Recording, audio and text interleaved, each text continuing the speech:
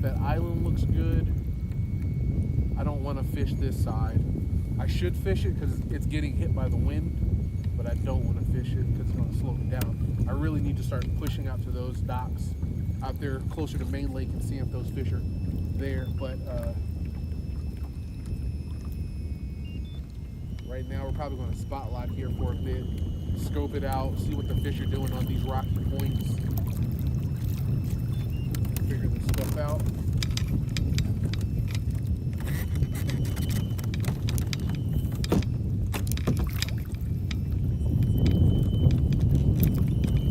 Largemouth bass, crappie, catfish, bluegills, the normal North Carolina special, really.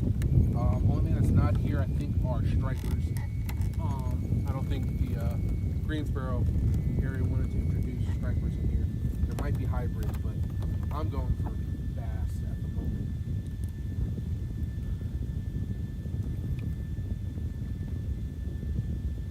We're at 35 feet. We're in 20 feet.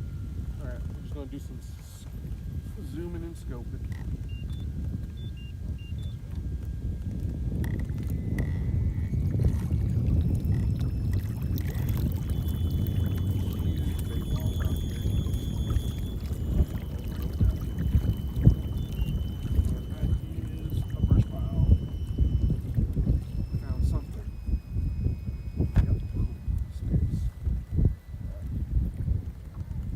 That brush pile, see what's down there.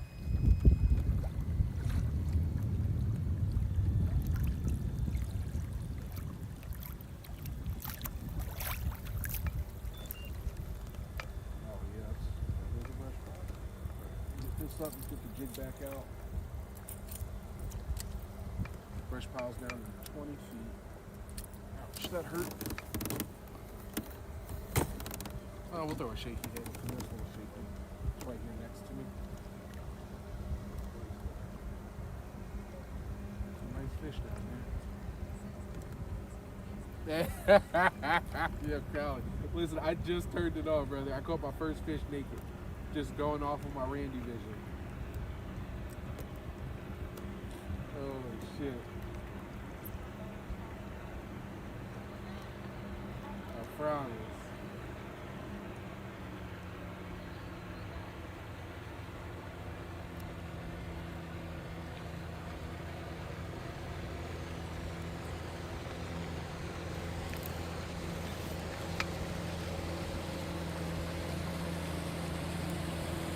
Good morning. Yeah, I caught 2 bass. They're sitting on points. Bass.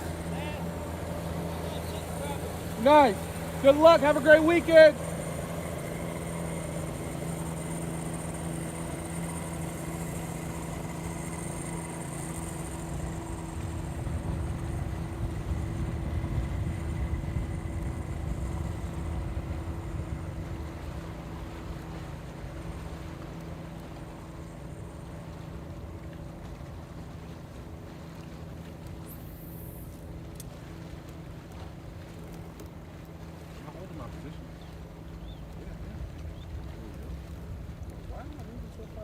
I'm thinking there's probably more than one brush pile down here that I'm looking at. There probably is one right there, and then there's the one I'm looking at right here too. So I'm probably like a double market. I don't know. But there's a bait ball down there at 15 to 17 feet.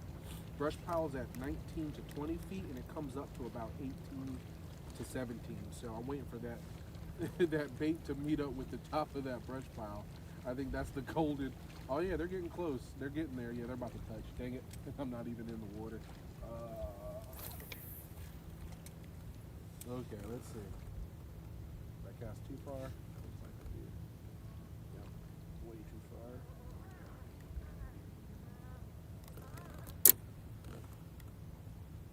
Here we go. I'm dropping into the bait pile. Alright, get closer to it. So I'm gonna come back this way. Yep, now I'm in the brush pile now.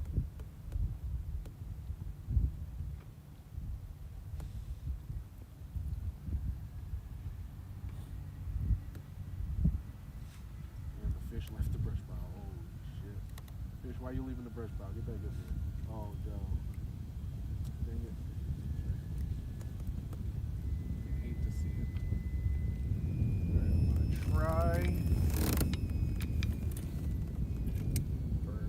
try the Nico rig. It's in South African special. We're going to give the chartreuse tail. It might just be that they were dark.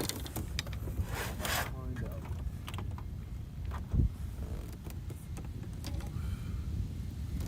And I put it on my Bass X rod, so it's going to be super finessey.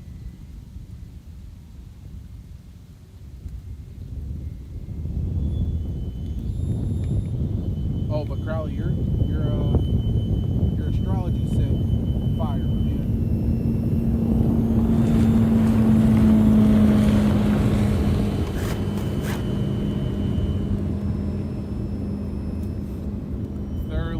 Thoroughly impressed at your stargazing ability. I knew you was a nerd, but I didn't know you was that type of nerd.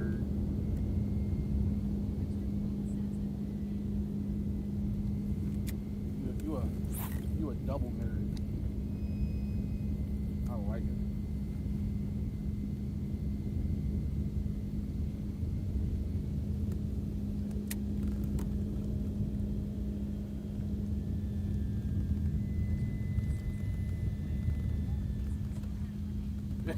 Yeah, that budget went into looking at some stars and constellations out there at night.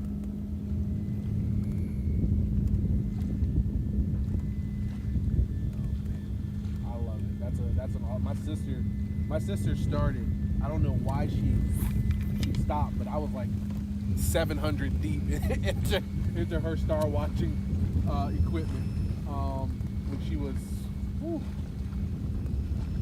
16. Yeah, man. Couldn't tell her nothing. She loved it. And I was telling her, I was like, you can't live in New Jersey. Have you streamer of Loki fish? No, I have not. Lizzie or she. Don't get me started. My bad.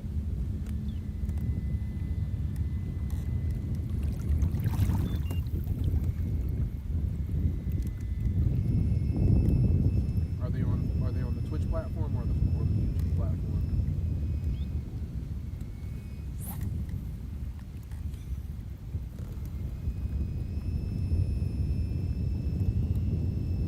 I'm just realizing I probably won't be able to see this damn thing fall because I have nothing in there that's heavy enough for it to pop up on forward facing. Is that it falling? Oh wait, I might have found it. Yo, that's fire. Put me on.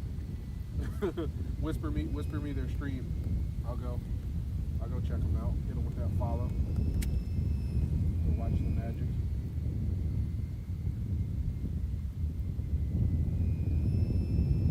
Okay, so I'm starting to believe these are crappy, but we're gonna jiggle this thing down there for a minute. That's a huge catfish. There's a huge catfish down there. I thought it was a bait ball, but then it stretched out and went sideways and I could see its tail. That thing is huge. That's like length. Okay, it might be bait. I might be exaggerating. I can't tell. Okay, it's bait. Well, it's bait. It's not a catfish. It made a whole forked tail at the back. I was about to say, dude, we got a 20-pound cat down here.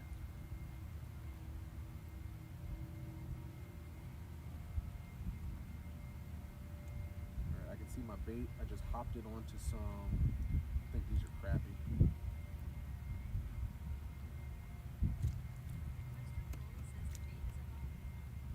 Yo, I mean, inevitably you would think they would. They just know to group up and turn into a bigger fish. All right, you guys ain't eating this long ass, slow dropping worm. I'm not offended. I'm just disappointed. There is bait jumping up at the water. Oh, because it's right here. I'm looking at it. There's nothing under it, though. Yo, there is shad everywhere on the surface of the water. Nice. Yeah, I'll definitely give it a look. I always love seeing new faces dangling on the Twitch app, on the Twitch platform. Always love it. All right, so brush pile. 1, meat 0. That pile got that thing. There are fish on it. They look like crappie, but there's bait everywhere over here, so eventually there should be bass somewhere. Which I think these are crappie. Those look like bass. Hold here. Thank you. Oh, okay, dope. So he's an East Coaster. I like it. Those are bass feeding. Oh shoot! Oh shoot! Those are bass feeding.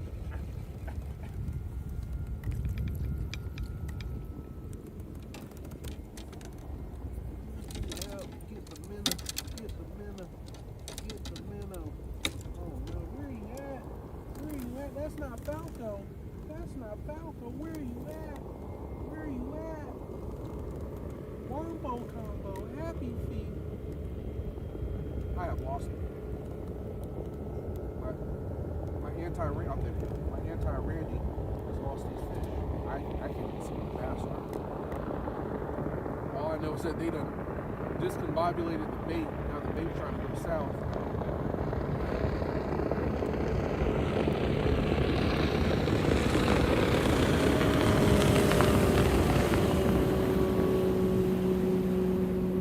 I've lost it. Might have blown off.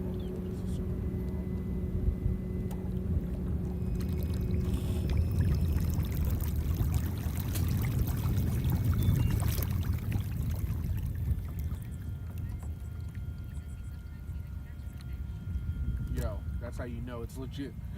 when you're a streamer that fishes for fish and says, "Yeah, I get lucky sometimes."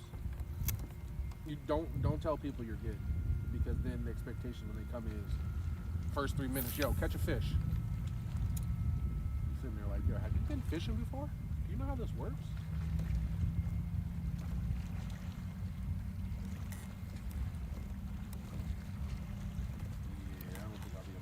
These guys are moving in and out of this bait. Now they're like back here. I should have just kept the crankbait in hand and started yeeting that thing, which I'm probably about to do if I don't get any nibbles on this midge. Actually, I'm not even about to fix it this morning. I'm gonna do my own thing. I'm trying to get some ground. See if there's any slithery groundy boys over here.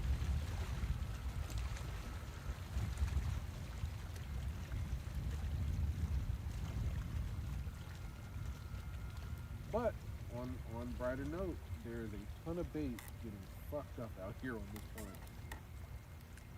We're going to start moving to the right of this point just to check it out. Looks like I'm marking some more bait and bass getting bopped.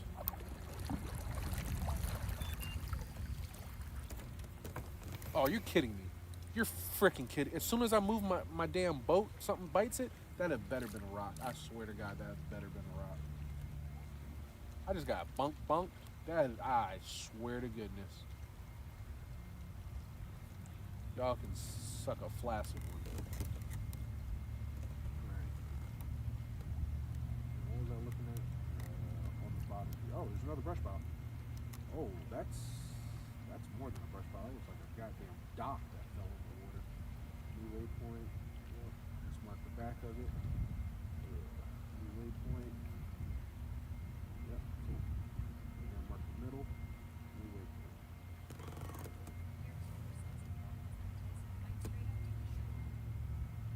Yeah, I don't listen.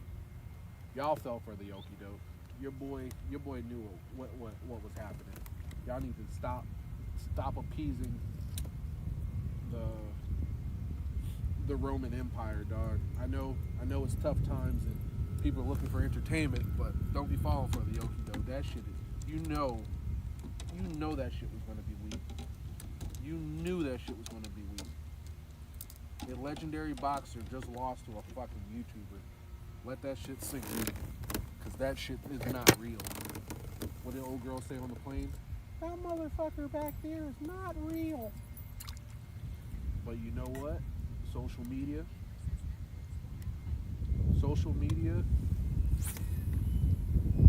and the allure of fucking circus acts of entertainment brought many eyes. Y'all gotta be better. Y'all gotta be better.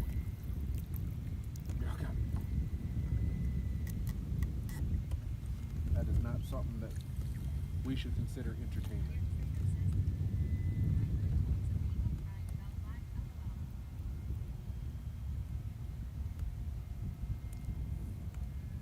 There's too much bait, get fucked up, and I should tie on a spinner bait, but I ain't gonna do it.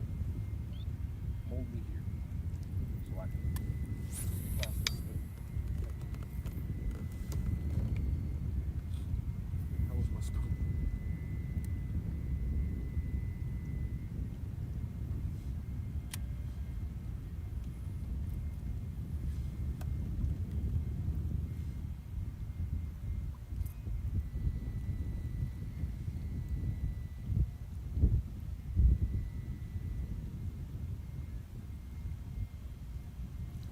No idea where my spoon is.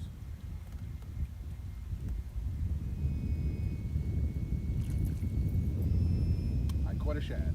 That's where my spoon is. Technically, this is legal if I kept it in the water and never knew the shad was on here.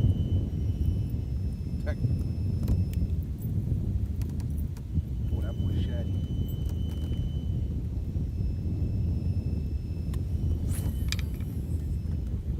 Yeah, what's up, TB? Yeah.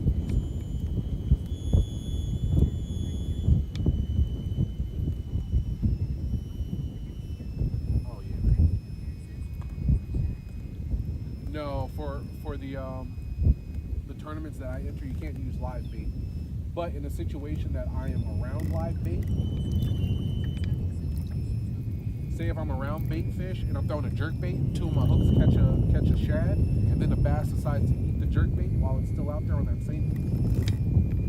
Okay, that's a snag. That jerk bait on the same cast, and I see that there's shad stuck on my hook. It's legal. I did not purposely go for the bait fish to catch the fish. It was a byproduct of me fishing around the bait fish and the fish being around the bait fish also. Uh-oh, I don't want to lose the spoon. I just got it. I just got it. There we go.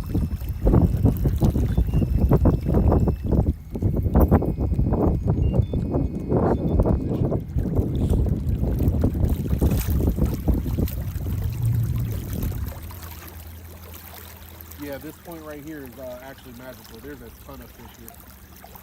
I mean a ton. Just looking at scope as I do a circle and how it's pointed, I just saw a lot of fish.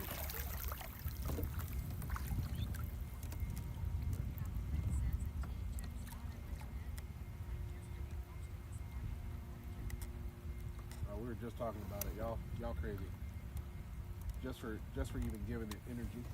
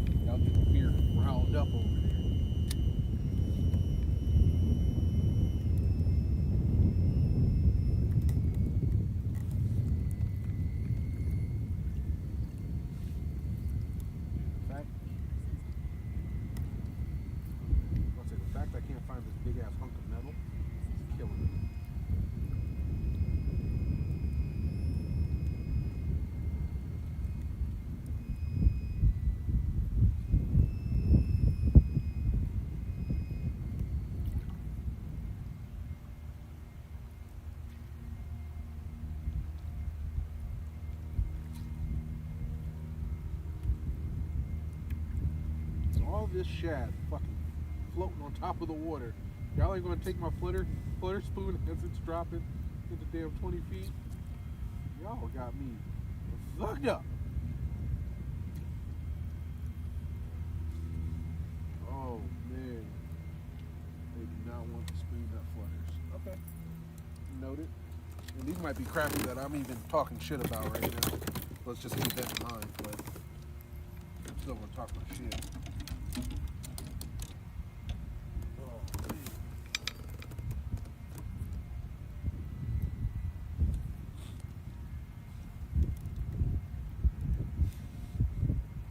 Where the hell did the big fish go?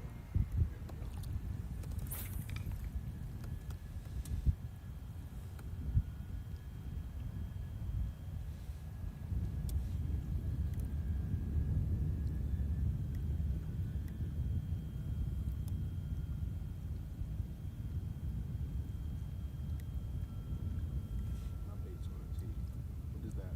What are we on, like 20 seconds? Yo, my bait's taking. Gonna take a half a fucking minute to get to the bottom. Alright, listen.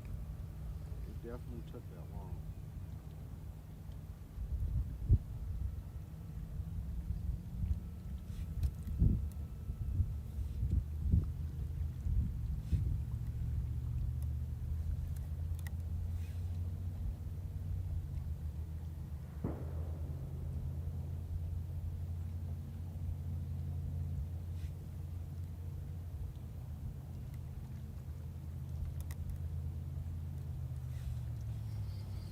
Another big ball of bait came through. Probably need a heavier one. I think I have a heavier one tied on, don't I? Yep. Shit.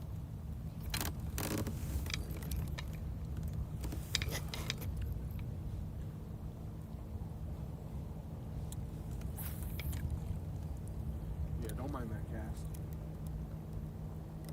Threw a short and bad. Yep, taking that cast. Never mind that cast. That was a horrible cast.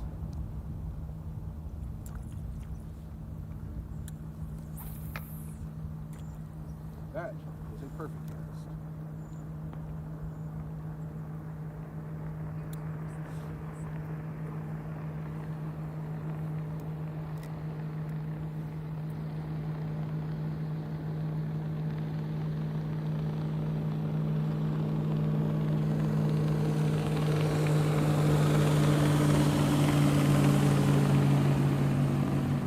And a follow.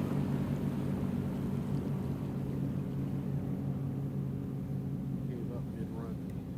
Alright, cool. So at least the bait's getting their attention. A little bit further that time. Do his thing.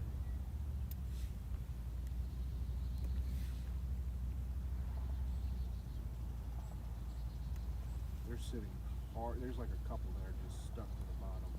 And then the other ones that are suspended are the ones we're really aiming for.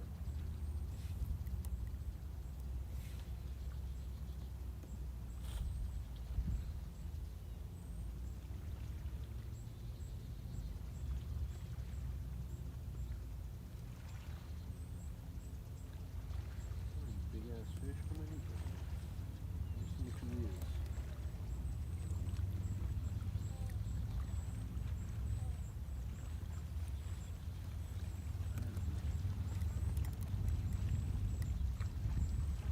One more cast, and then we have to keep it moving, sadly. I'm going to try to crankbait some on the bank line, move to the next secondary point to my front left. Do some casting there, and then see where we at.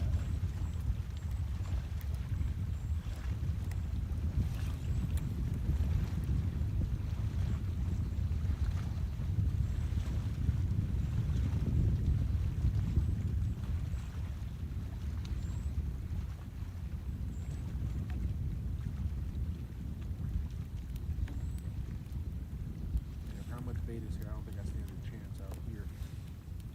Look at these guys.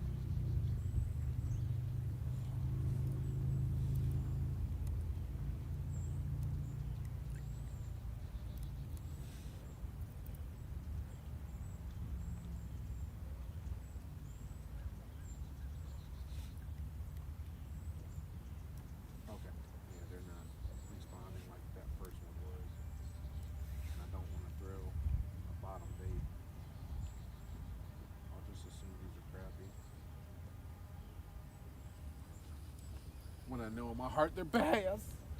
I'll just assume it. Woo.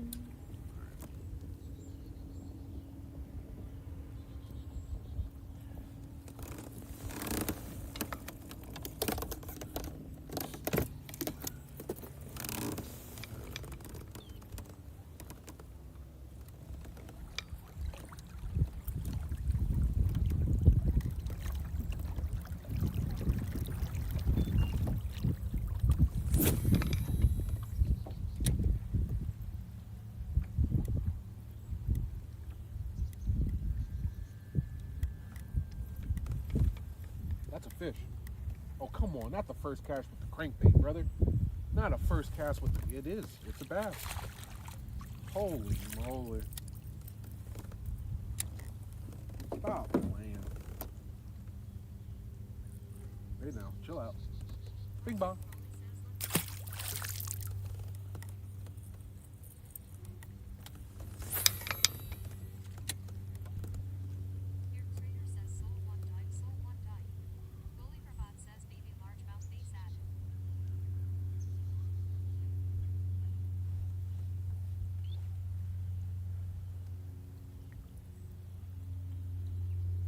It is 11:30.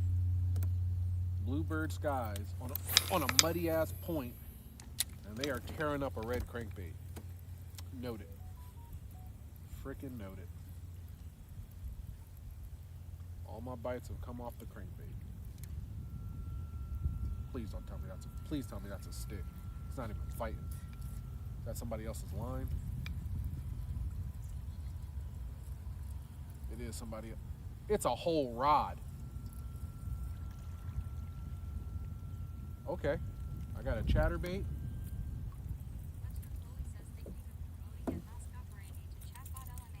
All right, it looks like an Abu Garcia Black Max. It is an Abu Garcia Black Max. Okay, well, we got a new rod.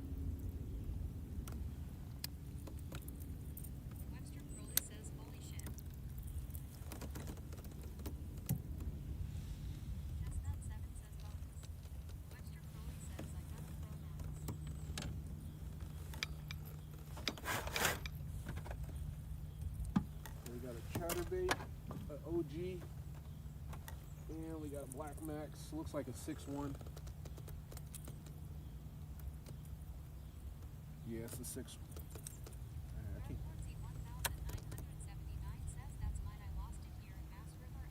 Yeah, man.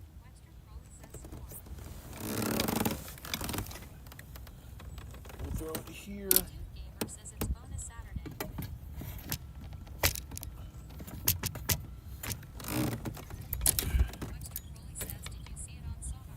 No, I wasn't even.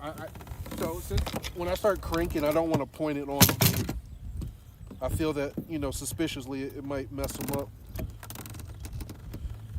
Superstitiously, it might mess them up. I don't know. I don't know the details on if there's a moving bait around, and because you're already feeling the beam, and I don't know if the erratic action of the crankbait also entices them too. So you get like this weird like overstim, and there's not been any studies showing that there's an overstim to it yet, but I don't want to find out. So I've had more success not pointing it at the crankbait and then getting it to bite than I have looking at the crankbait. Now I have gotten a couple throwing a crankbait and then looking at it on scope and watching them chase it, but I don't know. It's just one of those random, unfactual superstitions. Yeah, it's one of those weird superstitions that I have because we don't have all the data on this hardware yet and how it affects our fish. But I do know one thing: they can feel it. It's not intrusive enough for them to say, "Yeah, I'm out of here," but it is enough for them to say, "Oh, you feel that?" That's another one. Yeah, we're done. We're done. We're done. We're done. All right, no more crankbait.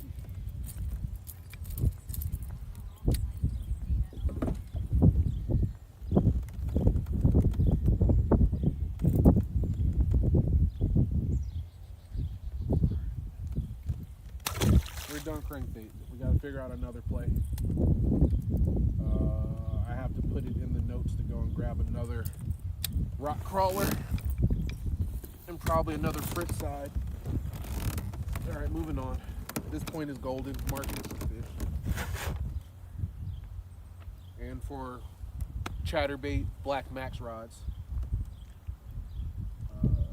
Map, charts, mark, waypoint, symbol, fish, symbol. There we go. Cool. Let's move on to the next one. So,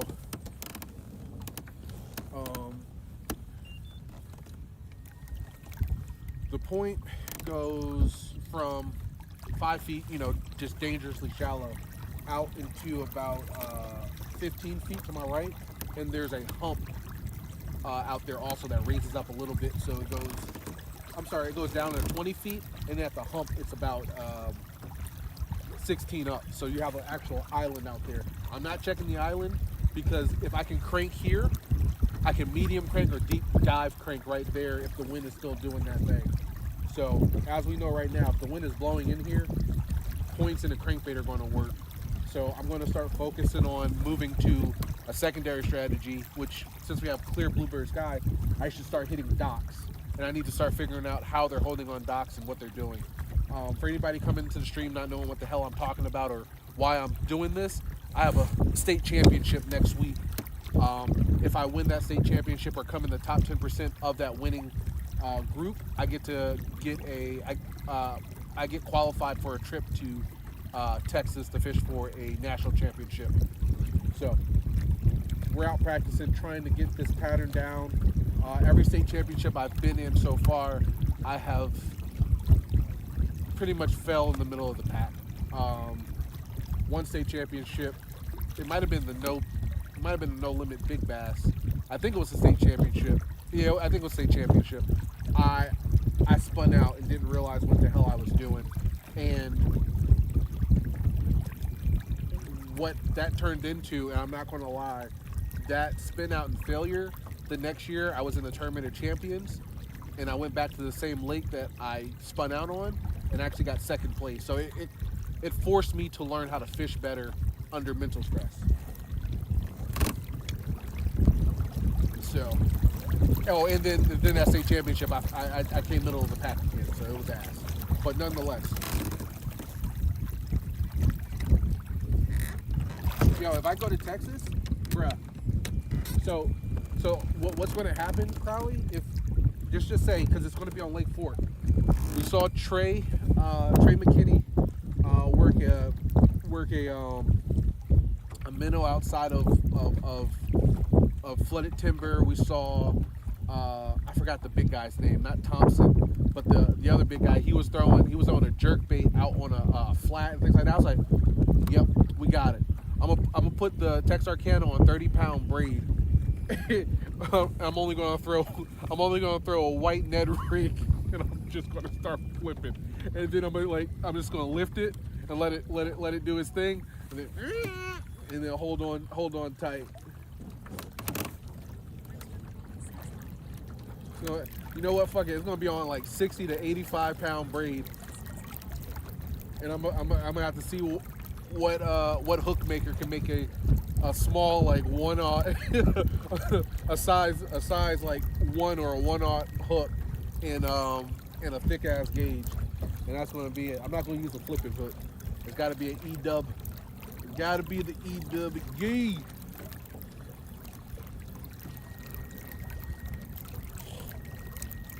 But yeah, so all this over here looks really good too.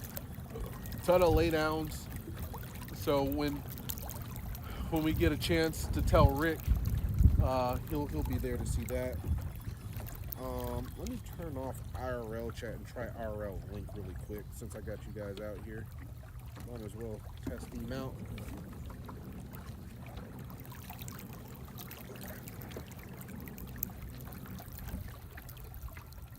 Okay.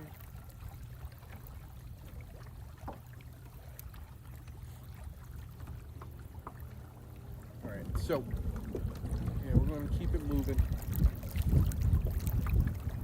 If I got anybody on YouTube, if you wouldn't mind, start typing. Because I don't know if it's working, but I'm hoping that it's working, but I don't know. So I'm going to try to run this real quick.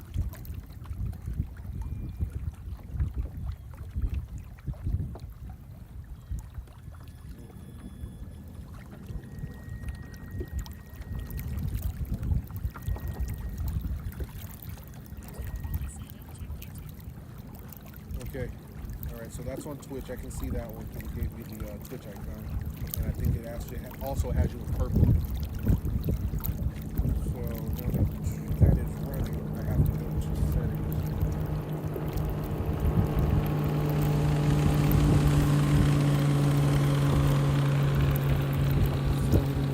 Chat. Okay, add YouTube.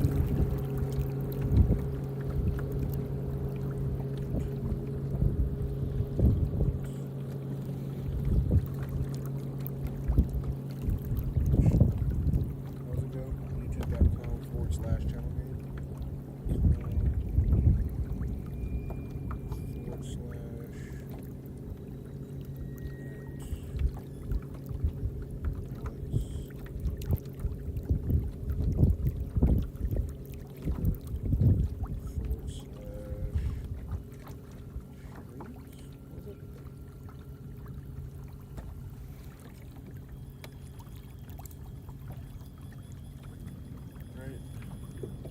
Added. All right.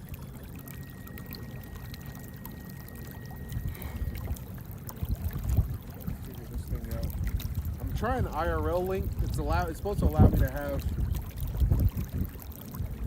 TTS on both platforms at once if I have both chats on my list, which I do, but it's not looking like it's working. Jacob, Joyful, thank you guys so much for the follow. Ye fucking Hall, thanks for the resub. 2 months with Prime, greatly appreciate it. Sorry I missed that. I don't know what's going on with my alerts either. My bad, that's on me. But yeah, it doesn't look like it's working, Crowley. So I don't know. Maybe the app is just ass right now. So I'm gonna close this app, go back to IRL chat. Let me see if it's keeping up on here. Alright, open up Streamlabs chat. Crowley, if you wouldn't mind, type on YouTube now. I'm gonna see if it pops in. Because I have a widget, I'm sorry, a browser source set to read our YouTube link or YouTube channel chat from Streamlabs.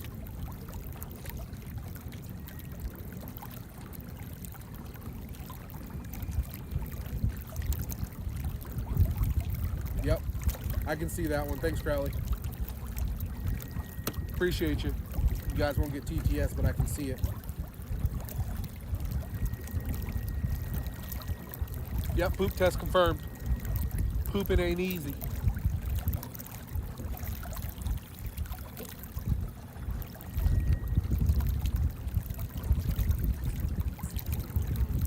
Thank you, sir. Appreciate you.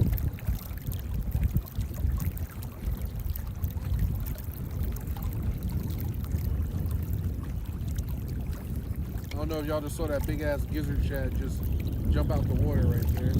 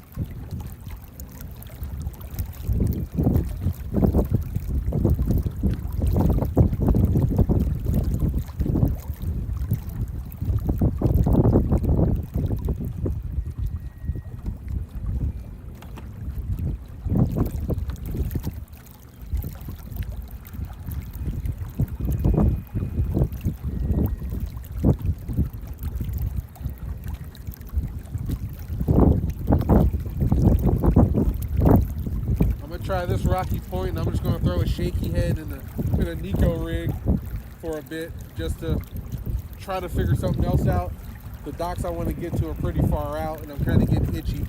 So we might fish this point, shoot all the way across, and fish some docks on Main Lake.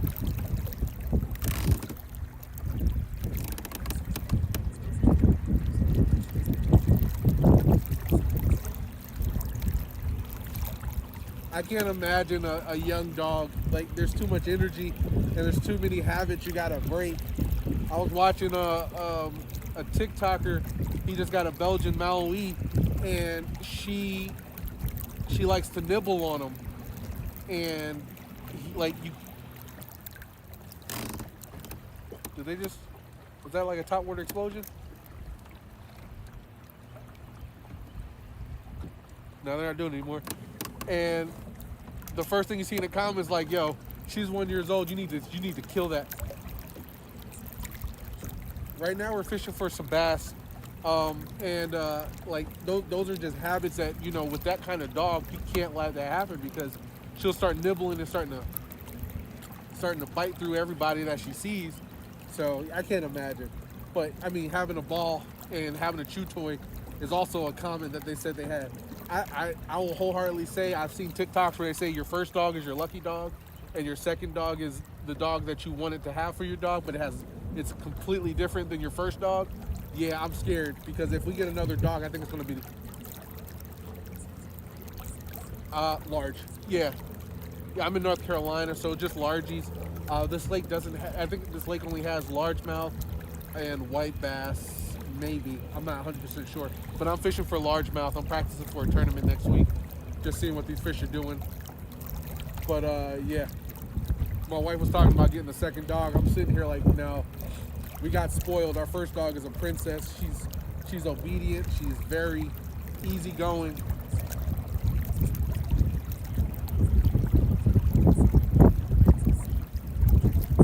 Yep.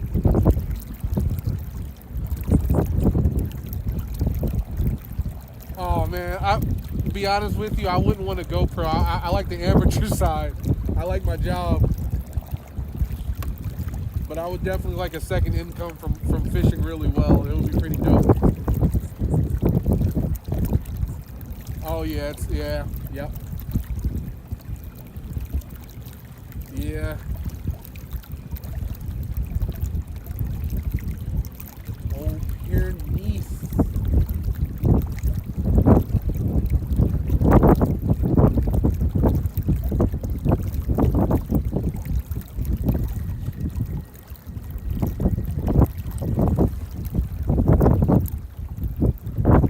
Hang out with some ranch dog, he's definitely going to change. His day-to-day is going to change dramatically. Up at 4 fucking a.m. just running herds.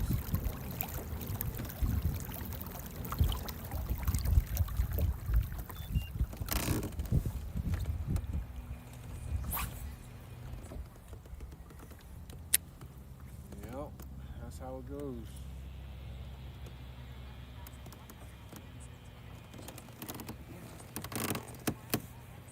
Yeah, right now this is a plastic worm. We figured out a pattern so far, and I want to figure out another pattern. So I'm trying to run to some more water and check out some other things I wanted to see while I'm here. But right now it's a worm. What's been working for us has been like a crankbait.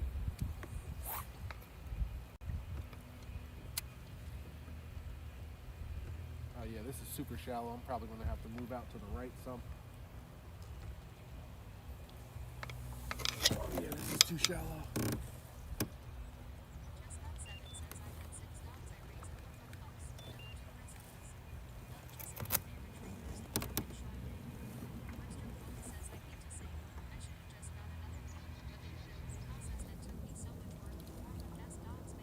Yeah, pit. Yeah, I got a damn computer on this boat for fish, pretty much. But yeah, I understand what you're saying, Crowley. I'm a huge. I've always been a Stafford pit lover. In my opinion, there's no better range of dog. You get the small. Yeah, I got you. But yeah, pit bulls are always my favorite. You can get them medium size. You can get them bully size. Fuck around, you can probably find one that's like what is it? The Italian like hog dog. The I forgot the name of it. And you can get them in that big ass of a size, but um, they're always all the same. They're like, if they're raised right, all of them just want to sit around and cuddle, catch the zoomies, and go to sleep. It's a very, very easy pattern, and they're really, really fucking smart. And they're athletic. Yeah, I've always been a fan of pits, but I'm also a huge fan of Shar-Peis. So, yes, yeah, down here it's feeding time. It's feeding time. Yeah, it's feeding time in North Carolina. So for the next couple, I would say for the next month and a half, it should be a very uh, feast or famine type of situation. If you can find them, they're going to be extremely aggressive and want to eat anything moving by them, or you're going to find some that just do not want to work with you because it's probably not their time to eat. But as long as you keep moving, you can probably find the ones that want to eat, and there should be a group of them because they have to herd in a lot of the bait together so they can get fat for the winter.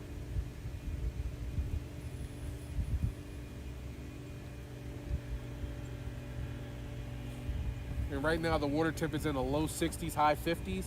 So the bait, this is the perfect temperature for bait fish to just have to do whatever they want, which makes it really good for bass to go and eat up.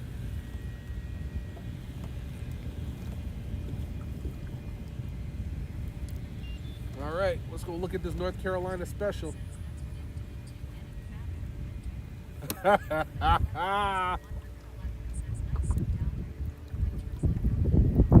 Yes, yeah, that is exactly like your late fall. Right when they're stuffed up and eating is, yeah, that's what we have right now. And this lasts until the water temperature gets into the low 50s. So this is what you call a North Carolina special bait. North Carolina, South Carolina, a little bit of Southern Virginia is red clay. Red clay banks with sun create a sauna. It's a the water temperature is a little bit higher. That red clay holds a lot more heat.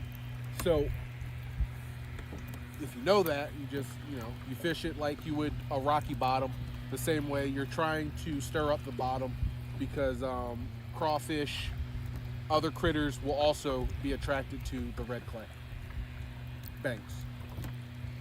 But yeah, this is a North Carolina special.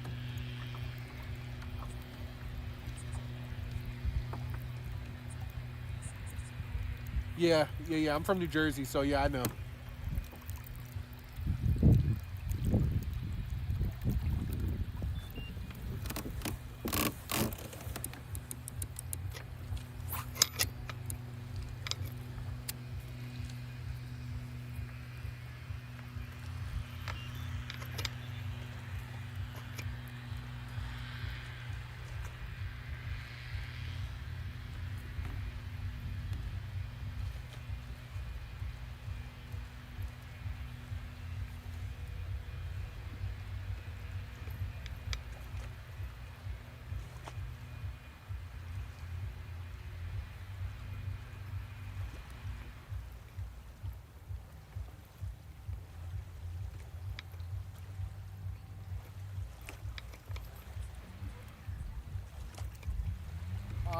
You would say North Carolina has a pretty good average of 3 to 4 pounders. Our super rares, as you can imagine, would be the high sevens plus. Um, they are, but there's a lot of them. So just to put things in perspective, this year I've caught two almost 9 pounders. I've caught too many 7 pounders, a plethora of 5 pounders, and a fixed mixture of 6 pounders. And then I wouldn't, I'm not going to say, Yeah, I'm not gonna put my stats for like 4 pounders, 3 pounders, so on. But there, down south, it's very common to run up on a 9 pounder. It's not as rare to run up on a 9 pounder if you're doing the right thing at the right time in the right areas.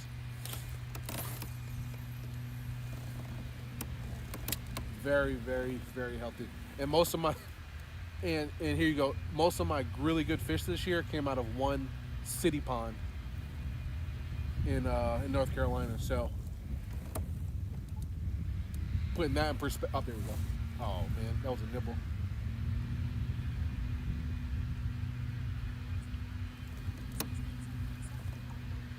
No, because you guys can get smallmouth. So we don't. If we want smallmouth North Carolina, we have to go 4 hours west. From here, it's about 2.5 hours west. And our smallmouth don't come. They don't. I think our biggest smallmouth in state's probably what, 4 or 5 pounder. Might be more because it was an earlier. I think the record's like super early, like 1900 something. I can't remember. But our smallmouth don't get big. But up there, since you guys have so many goby fisheries that are goby invasive goby fisheries, smallmouth up there are becoming, you know, ridiculous. Same thing in the Midwest.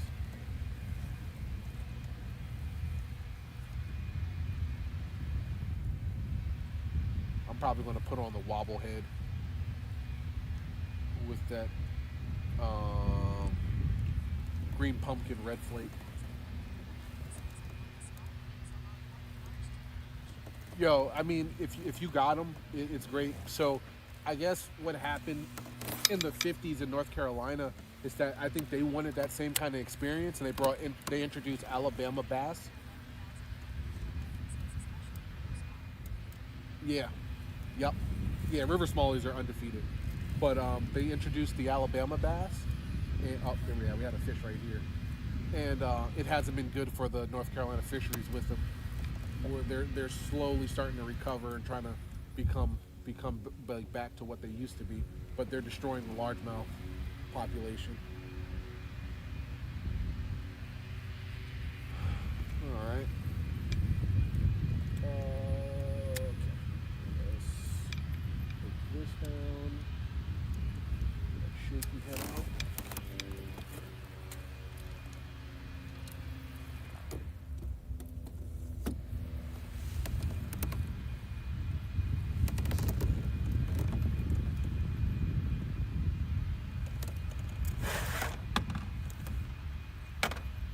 So I'm looking at my worm. I have teeth marks on the tail of my worm. So when I did throw and I thought I got bit, I actually did get bit.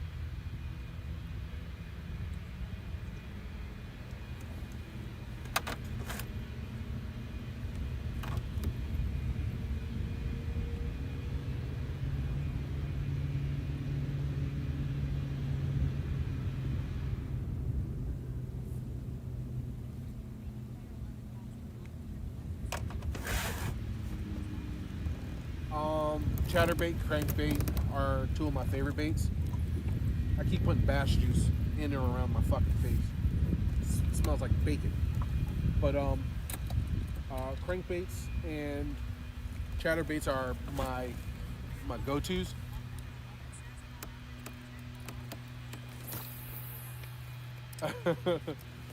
So those are my two like go-tos. After that, it's Ned rig, drop shot. After that, then I would say it's pretty much everything else you can throw in a tackle box. Maybe a jig comes after the drop shot, I would say. Um, and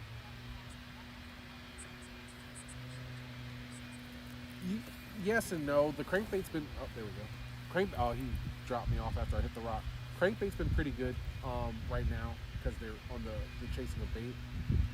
Oh, I forgot.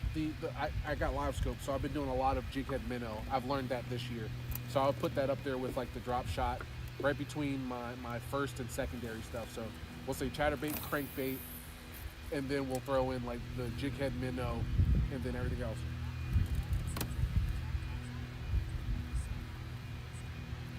It's a smallmouth special. If you learn it, you can. So if you're fishing a big lake with smallies, you can pretty much, if whatever you're using for like your river smallies isn't working, you can throw a drop shot and you're pretty much guaranteed to find a smallie if you can find rock. It's really really good. But my streams are normally tournament days are probably 8 to 9 hours plus. My fun streams, depending on where I am in connection, can range from 2 to about 10 to 11 hours. But yeah, so those are my normal stream.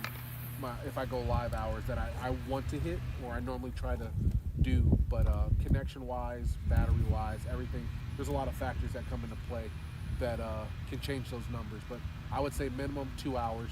After that, then it gets a little iffy.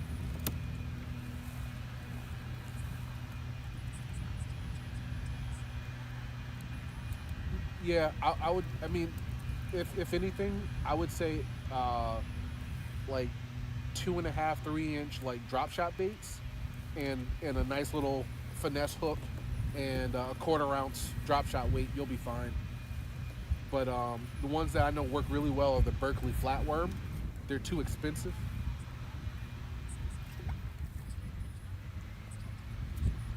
Yeah. Yep. Yeah, the Berkeley flatworm, in my opinion, is probably one of the best smallmouth baits out because it's very similar to a goby and a bait fish at once. So it works perfectly on a drop shot.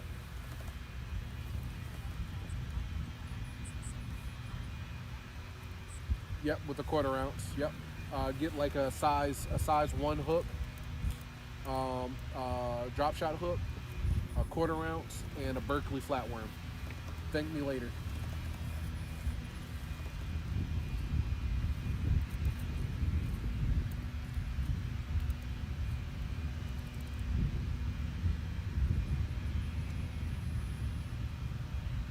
All right. So what I'm noticing is back here I was getting more bites. I don't know if they were bass, but I was getting bites. I would assume that they were because this is a do nothing bank, but I could be wrong. There could be some crazy bluegill out here.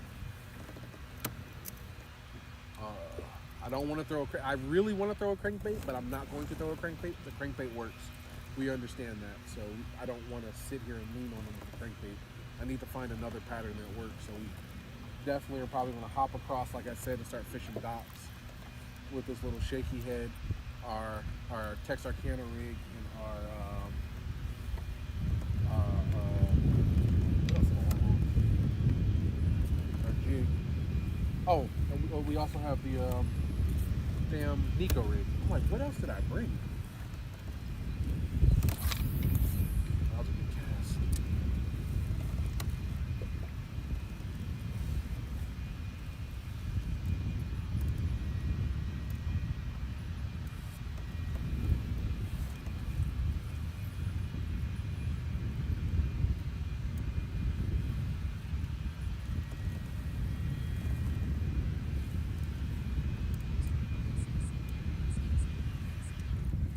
Oh, Lord.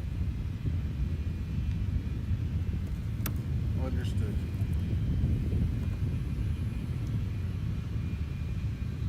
Do you cut yours like a little bit bigger than like the little finesse TRD bang sticks? I forgot, what do they call them? The trickster or trick Z's? Yeah, I would probably. Yep. I'll look into that.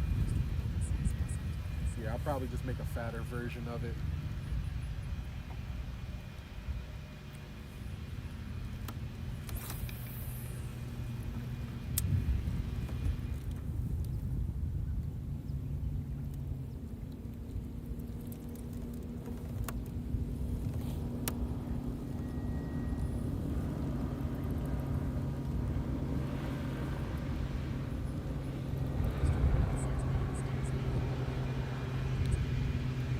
Yeah, I've seen them. You gotta go and do damn surgery. God damn, this grass is fucking amazing. I'm looking at his fescue lines. This motherfucker, he got that lawn down to the T. His lines are clean as shit. It is. We are in fall, and his grass looks like a summer or a spring grass set. here. I'll get this thing. That's very impressive. I don't know how well y'all can see that. That motherfucker got some grass. Me being a new homeowner, I'm learning. I ain't got no grass. My shit is trash. They gave me some fucked up Bermuda side.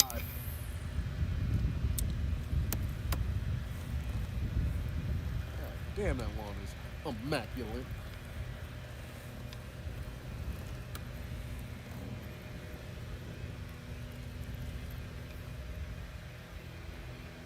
Yeah, I'm not getting anything on the do nothing bank, so let's just push straight to docks. I think I'm at the point where I should just go straight to docks. Probably looking on distance. So main lake is out there.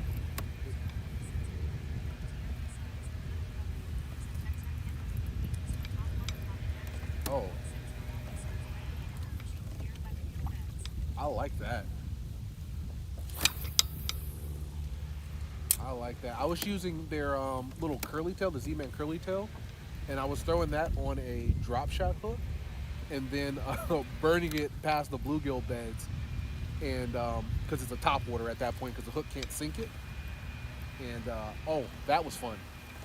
That was actually fun. So next spring, I can't wait to do that again.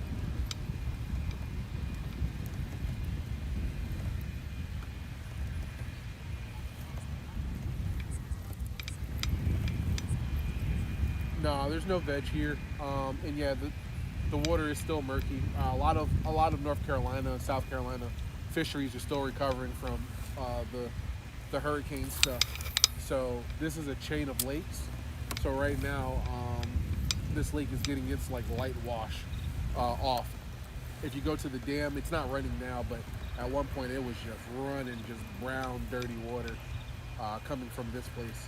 So yeah, it's everything's going to be pretty stained. And this lake doesn't. This lake stays pretty stained year round because of the red clay. Uh, that's a snag. Yeah. It just takes one good day of wind, and this place just becomes a mud bath.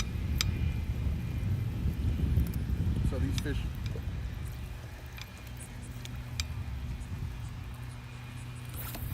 Correct. You make them use their lateral lines and instinct and react to it. Hence why crankbaits was working so well. But right now we're throwing a wobble head, and I'm running it like a crankbait, and then just stopping it and dragging it. So they'll find it or they'll just slurp it. I think that's my favorite thing about a wobble head is that you can run it like a crankbait, or you can also run it like a shaky head.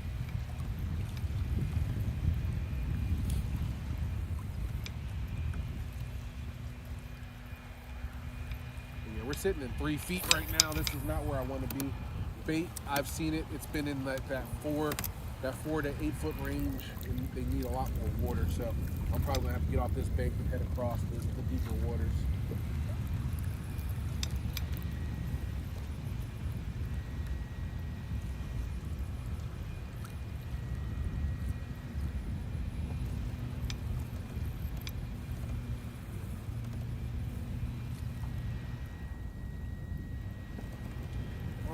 We can fish this cove. I'm probably yeah. I'll fish this big cove. It has a ditch that I can fish.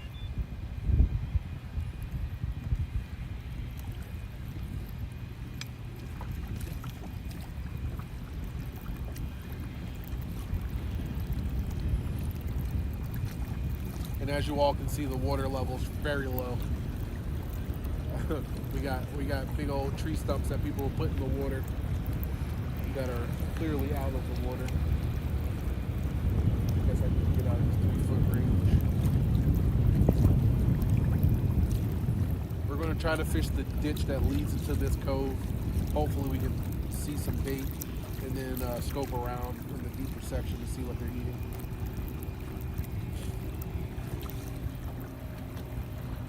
While we get there, I'm going to put you guys on private and go to the bathroom.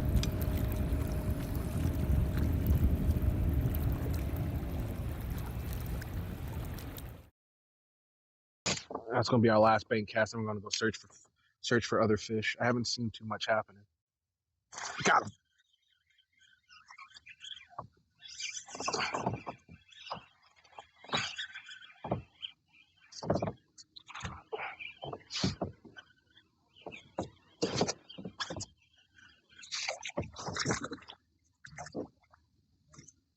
There we go.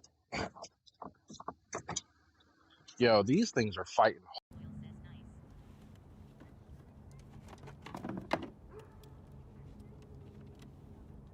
She shook the hooks too. Shook the hooks right into her stomach.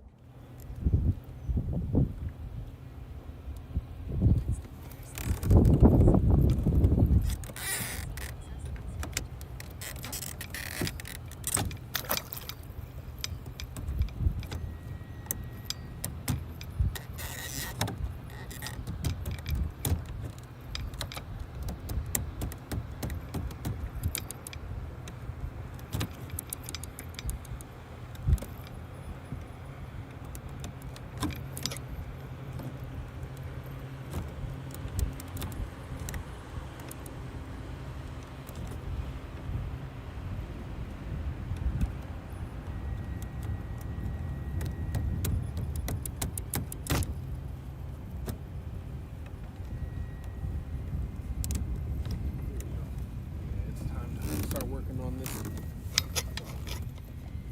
mount. One season, this thing is getting beat. Alright, let's see what we can see out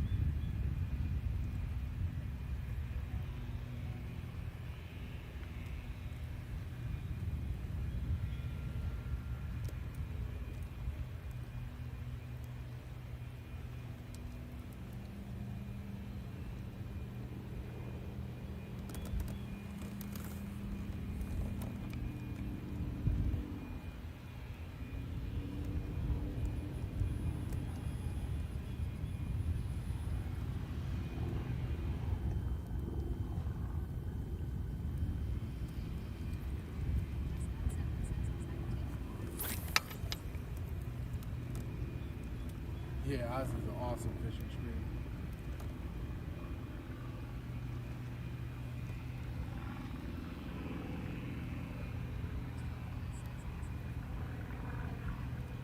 Oh man, yeah, he's up north too, so.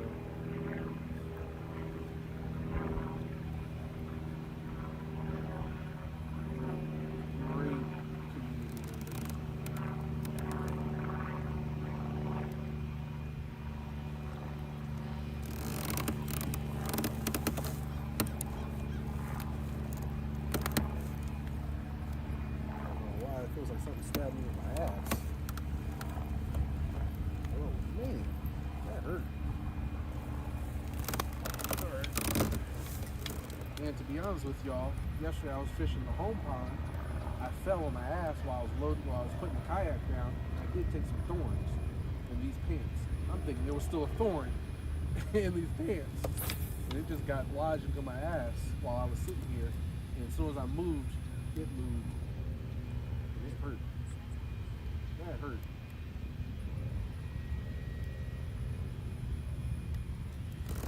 That hurt. I should have, really should have checked these pants when I brought them in the house. Because I definitely pulled one really big thorn out yesterday. It was, it stabbed me. It got her on the bottom. Let's go look for some actual eaters then.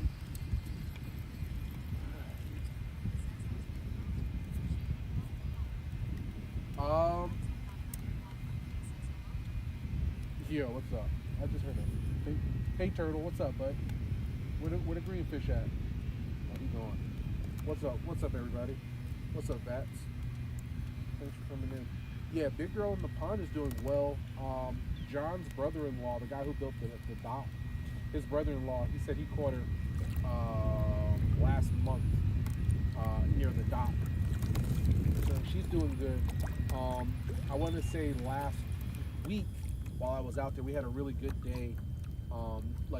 Clear bird skies and the water was super clear. She swam by my boat. She looked healthy. She didn't look like she was overly eating, but she looked like she was still, that fish in the pond. So I would say she's healthy, very. I did pull up 2 bass though with skinny stomachs, and I'm kind of wondering if they're swallowing plastics and now they can't, digest correctly. Oh yeah, TB. So what happened was we went to that point and we were cranking, and we caught a fish, and we had to stop. We caught 2 fish off the same point again, so we had to stop. That strategy's working. Yeah, that strategy is working way too damn well. Yeah, exactly. That's what I'm about to say. Yeah, you definitely missed 2. No, you're fine, because we were like, yeah, we're gone. We're done. This put the crankbait down, don't pick it back up. It's working. We understand that it's working. Figure out something else. No, we don't need a big mama. We need her for tournament day. What we need are fish doing what fish are supposed to do right now, which are staying on cover, waiting for bait, and eating bait. That's all we need. I don't need them to do nothing crazy.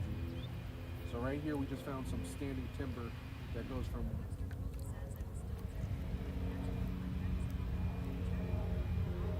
oh yeah, TB, you missed that. We caught a new rod. I don't know if you were here for that.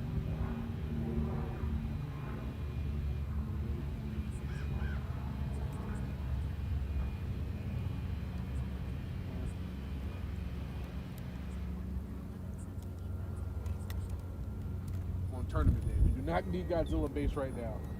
I repeat, we do not need Godzilla bass right now. You don't win a tournament pre-fishing, catching bigs. I can assure you that. You don't win a tournament pre-fishing, catching bigs. Yeah, we caught a new bait caster combo with a chatterbait. That happened. It's sitting behind me on my left. We're going to take it home, spray it down, let it dry, and then, yeah. That is definitely the phrase everybody says. I went out and I won practice. That's it. That's all I did. Come tournament day, I'm out here looking like a fucking amateur. Can't catch one fish. Yeah, I won practice. That's it. That's all I would have to say. Man, my practice is amazing. Everybody says that. You practice so well. What happened? Why didn't you catch them? Oh yeah, you can, but I don't want a trophy bass during practice. There's so much fucking bait out here. 19 feet. Where those trees go? Right here to the left.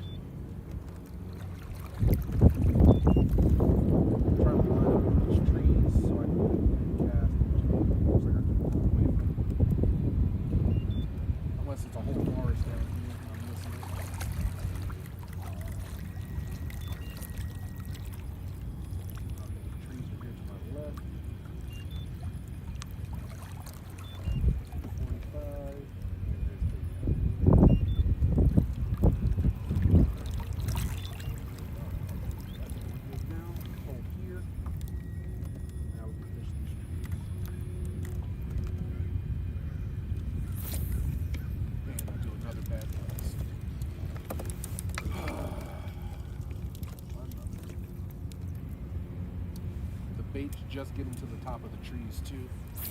There we go.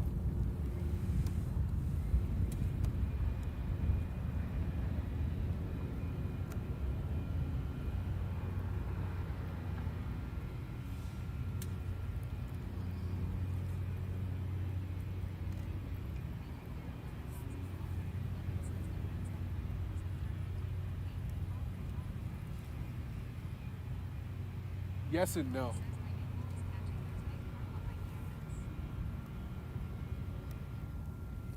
So yes, they will move with the wind if they're out here.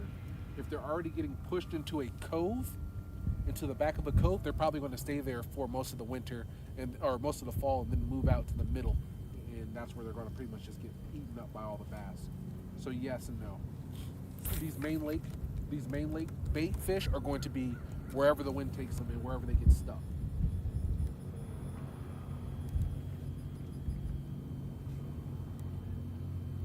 There's like one, two, there's 4 big bass on this tree. I can't find my bait.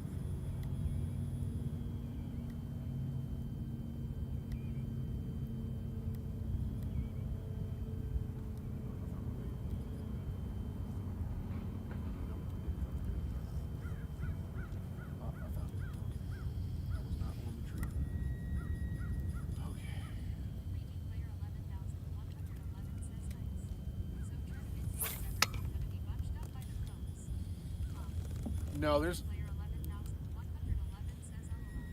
So this is why I am out here. I found that running the bank line, so you should have multiple strategies. So right now, I found one strategy that focuses on my strengths, and now working on a strategy that works on my like secondary strengths that I'm kind of good with, which is offshore jig minnow. So if the bank line becomes too crowded and I can't get the fish that I want to catch, I have another option, and that's why we're on our second option, and I'm not picking up the crankbait anymore. So yes, tournament day, you kind of want to have different plays that you can use and areas that you can go to use both of those plays.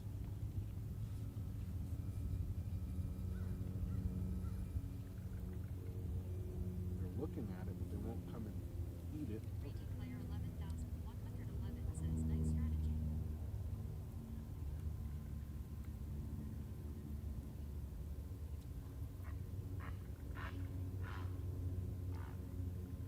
They don't seem interested in this one. I'm going to probably upsize my minnow. I know what size they really want, and I'm kind of running low on them. I don't want to throw them, but I'm probably going to throw them, figure out if they're eating it really well, and then take my extra Bass Pro Shop to get some more.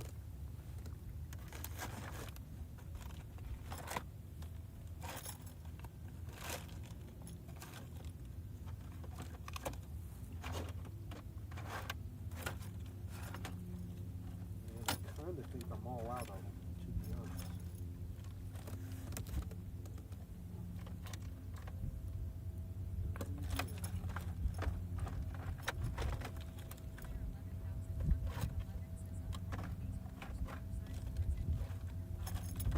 Yeah. You can trick some into big swim baits. That's been one of the cool things that people are starting to find out with a lot of the big bass up north, is that since they've seen so many small fish. Yeah. Yeah, I prefer the self-rolling. I have one that's the Queen's Tackle rolling jig head. Our buddy Bass and Drew gave us a couple, and they work really well, but you have to impart the roll action into them by doing the little wand shake. Have to hit them with the wand shake.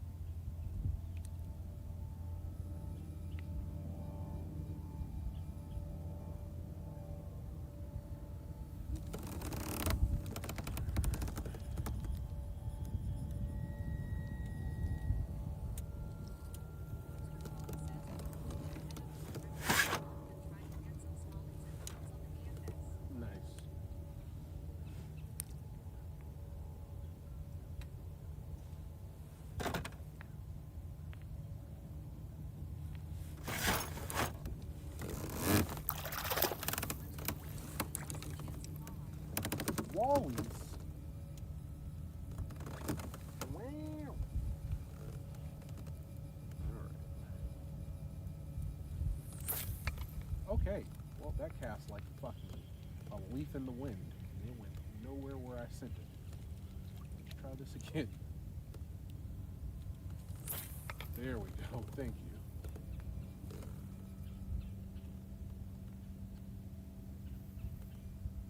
Oh, I threw that way too short. Maybe they'll come out to it while it's falling. Doesn't look like it. Yeah, I'm gonna have to move up.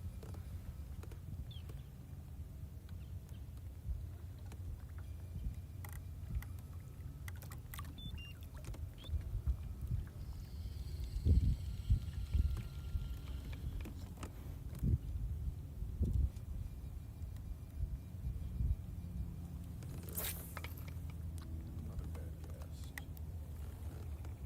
Sorry if anybody in here's chatting on YouTube. I missed it.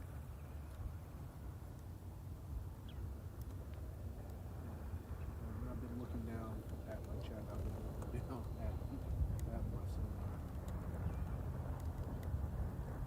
Alright, we're in the right spot. We're dropping down on the tree right now.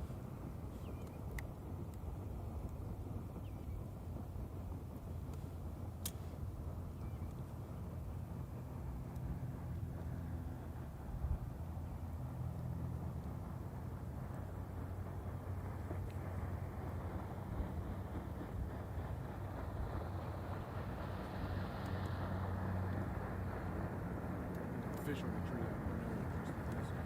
Fair enough.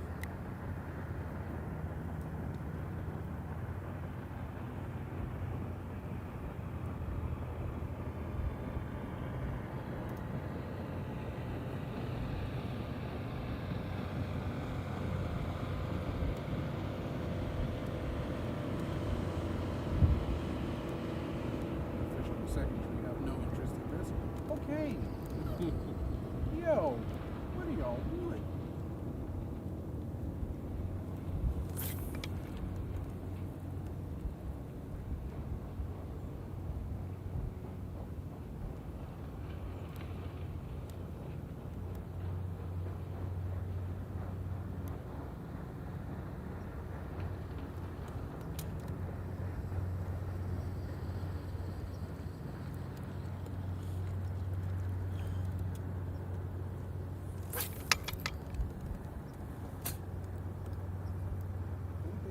Should I just put on the damn Crush City? I think that's what I'm probably gonna have to do.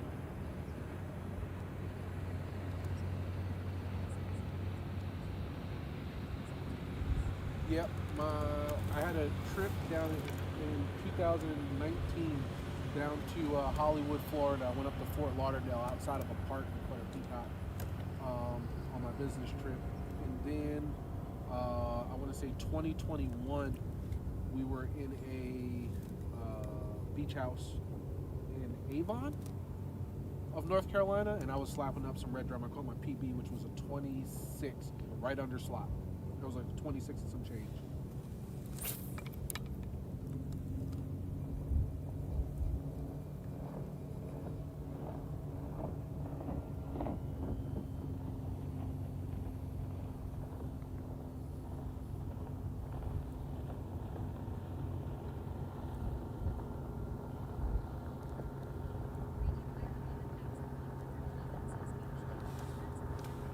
Yeah, right now is the perfect time in North Carolina to actually go for them because they're super shallow.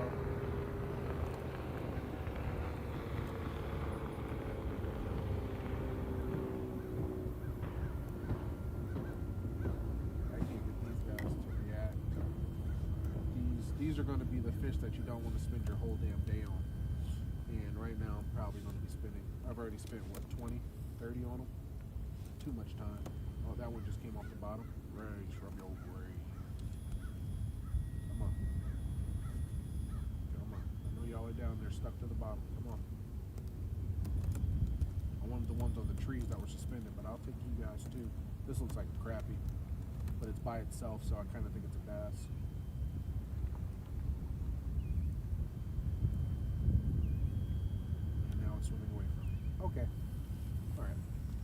throw a jig, and then we're out. And we're back to the strategy. 11,111 says I heard reds are good eating. Is that true? They're amazing. They're like, because they're in the same family as whiting. Angie Richin says sup man. Hey, what's up, D? Heading that way a week from today. Okay, dope. What's that water temp sitting at? High 50s, low 60s. This is a big lake in Greensboro, though. I would assume ours are pretty similar. Last time I was on Jordan, it was like 70. I mean, it was 66, 67. But we did have some really, really cold rains recently, so I can understand how it dropped so harshly. Western Road says D161, D116. Oh no. No. I just ripped off the zipper. Richin says still have a spare yet. Yeah, I have a spare kayak. Will it be available? Should be.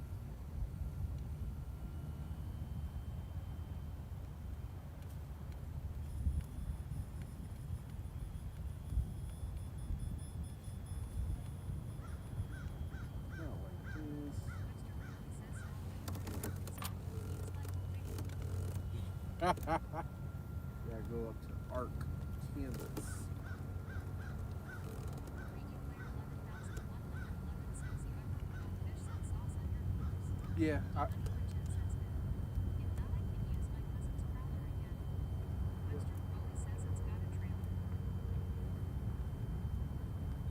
yeah. Well, that's busted. That sucks. This bait bag's lasted forever, so I guess this is my notice to get a new bait bag.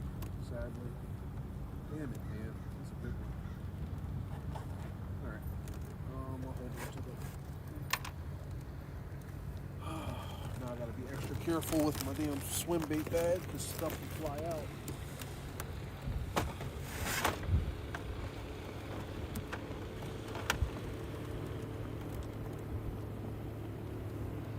And yes, I do use attractants. Right now I'm putting on an attractant via marker. And then I have I have these two attractants. These are from Bass Juice, one of our sponsors that we normally put on bait when it gets cold. So every bait that you've seen me use since you've been here, I've been doing that to it. So yeah, they've all been attracted.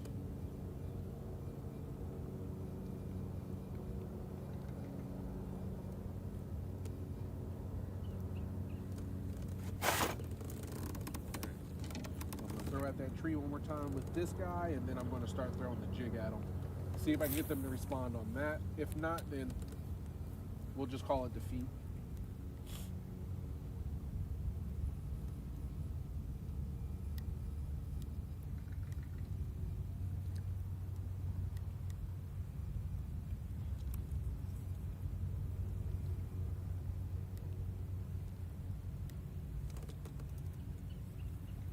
That was my bait.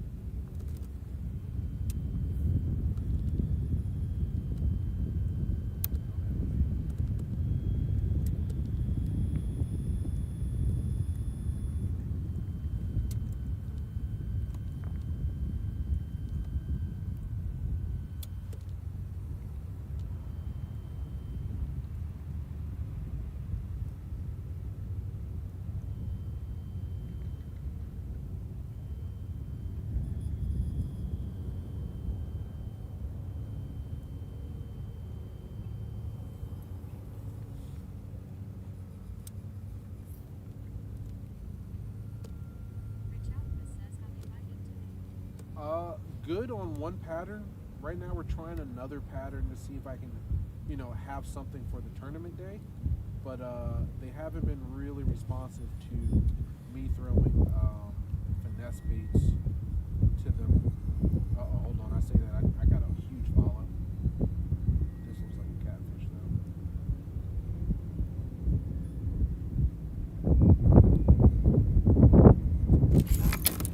Holy shit.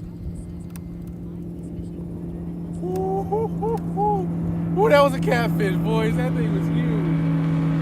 That thing was huge. Yo, it said, boom. Oh, that was scary.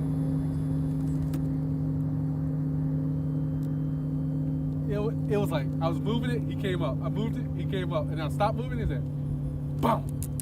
Hit the shit out of it. Was not a bass. I can wholeheartedly know that was not a bass, but goddamn. Oh my good, yeah, it is. Oh no, you gotta love them. Catfish and bass are stay near each other. Yeah. No, you leave the big catfish alone. Let them prosper.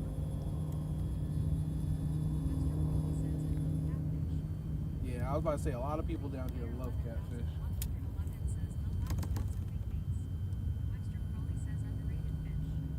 Catfish, in all honesty, are the apex predator of most lakes. There's no fish that will fuck with a catfish.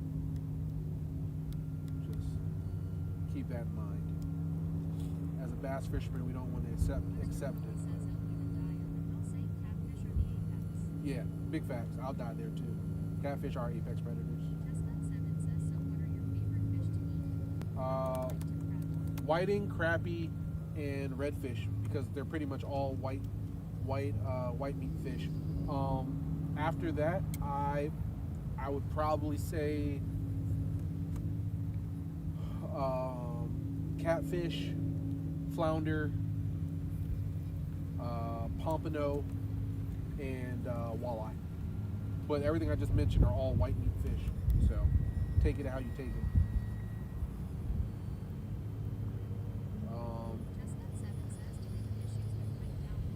No, we have chain pickerel. The water stays too hot for pike.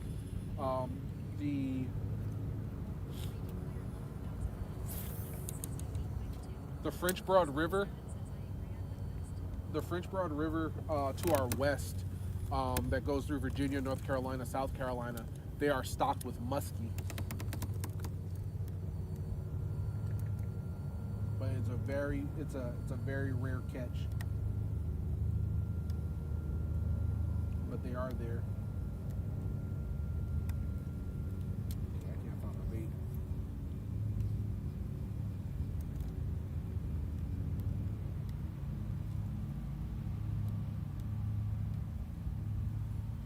Can't find my bait. And I found more big fish to throw at. Damn it. I'm getting distracted offshore. I'm sorry, stream. I'm sorry. This is one of the reasons why I shouldn't be out here. But I'm trying to see what these fish be doing. I found a spot. I should have just kept moving, but now I'm interested in the fish that are here.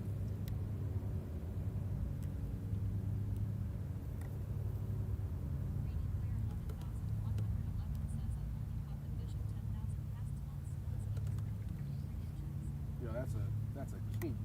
That's a great catch. Congrats.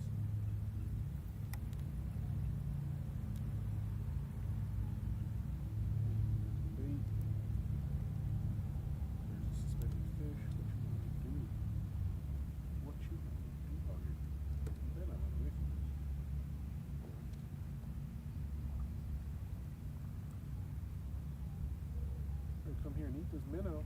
Don't run away from me. Yeah, that fish is literally up. There you go. Come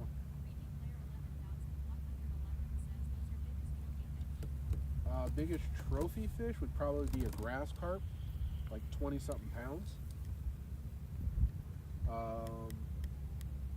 My biggest bass is 8 pounds, 13 ounces. My biggest crappie was what?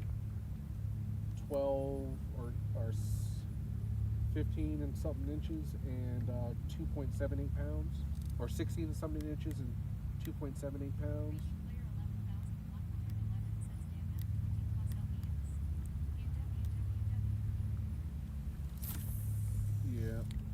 grass carp on a piece of bread. Yeah, I mean that's really I don't. I'm really just a bass fisherman. I'm a multi-species fisherman, but not looking for size when I'm doing that.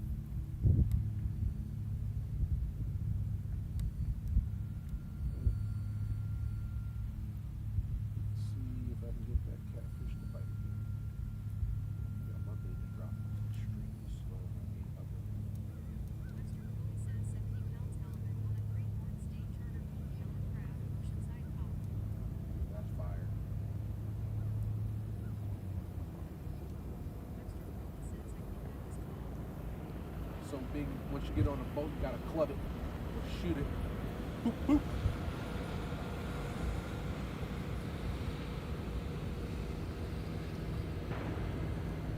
Break somebody's ankles. Alright, we're done with the offshore ditch fish.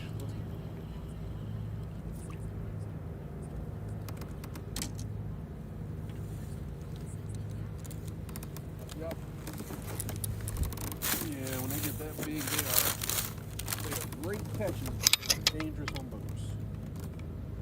Alright, so let us take a trip to the right side of the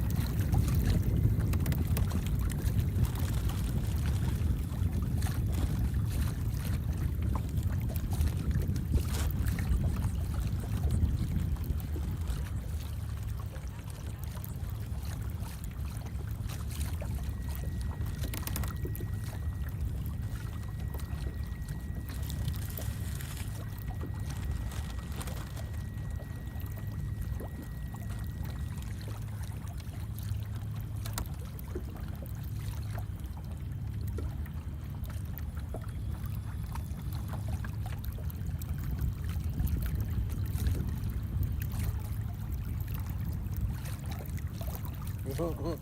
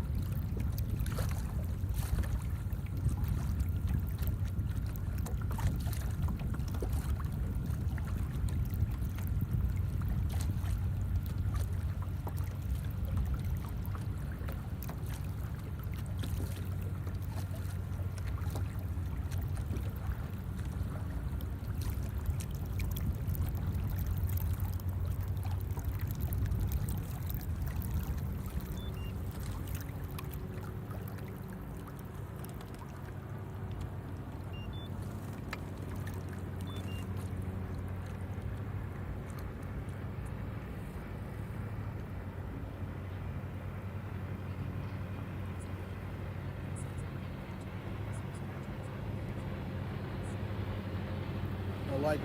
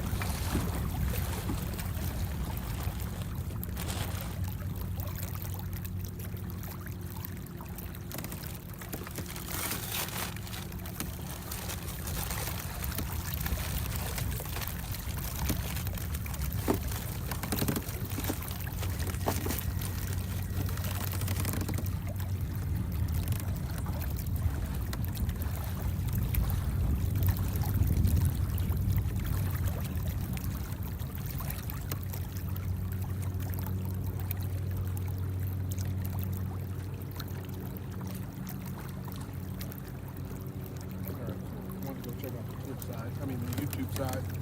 You had Jabberhammer in there, another great Carolina angler. And yeah, probably another Arkansas Dangler.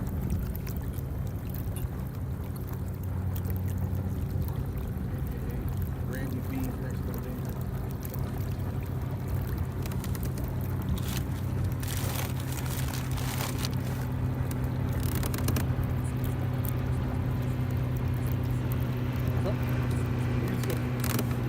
Yeah, we're going to the docks. But as you can see, there's a rocky point here that needs some checking. I think everybody in here who likes fishing has watched Jeremy Wade at least once in their life say, "Fish on, fish on."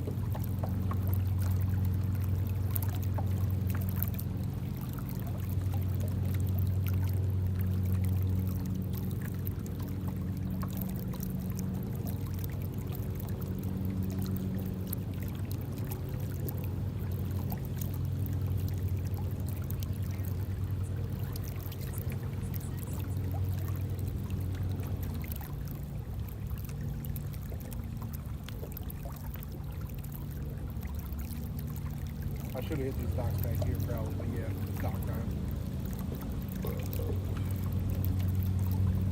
I should have hit those ones right back there. I messed up.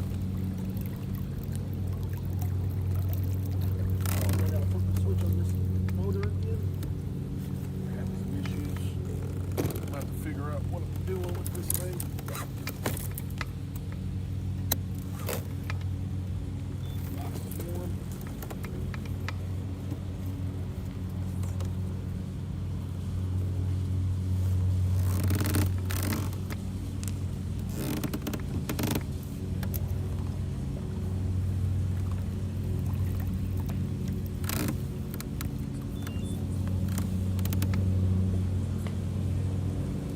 Yo, I can't.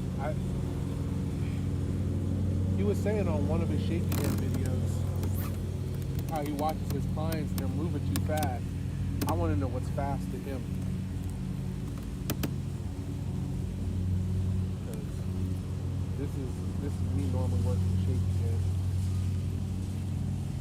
I mean, I'm throwing a Nico, but this is the same speed I'll be doing with the shaky.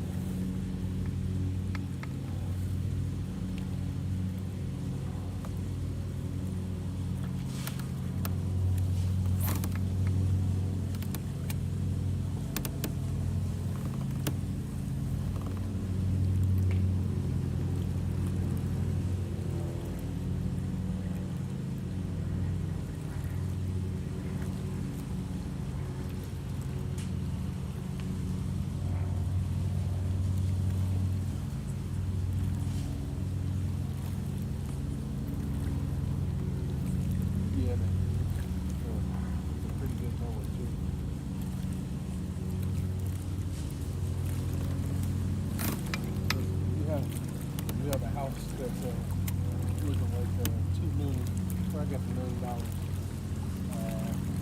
you should definitely have a lawnmower that can handle it. I want a crankbait so bad. I want to crank it so bad.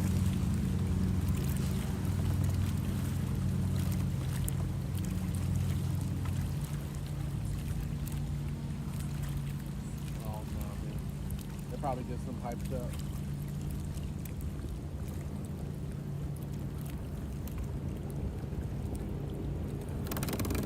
Fish get used to noises, man.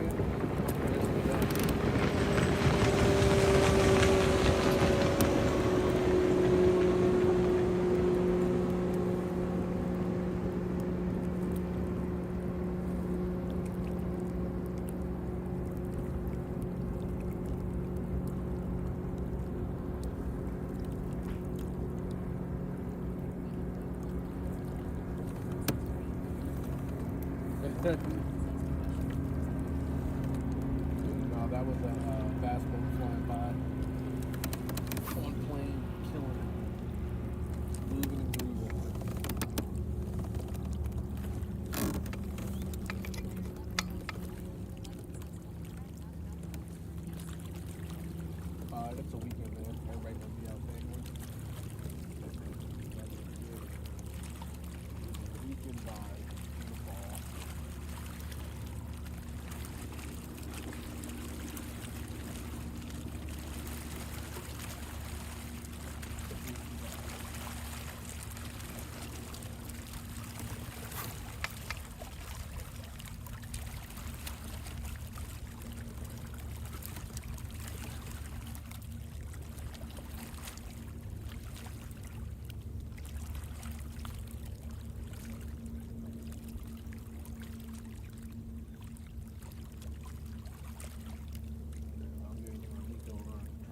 bobblehead around, see if they want that.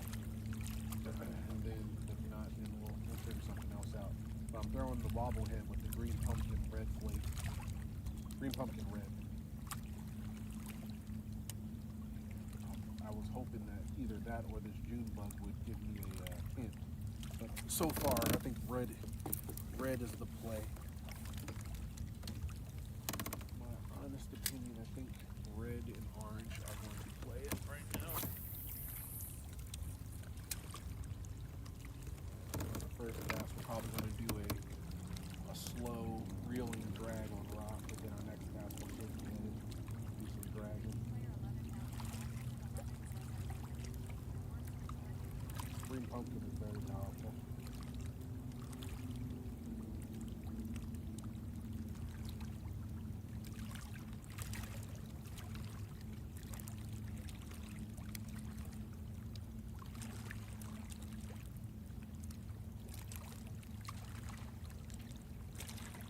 Right now we're just doing a slow reel, scratching the rocks.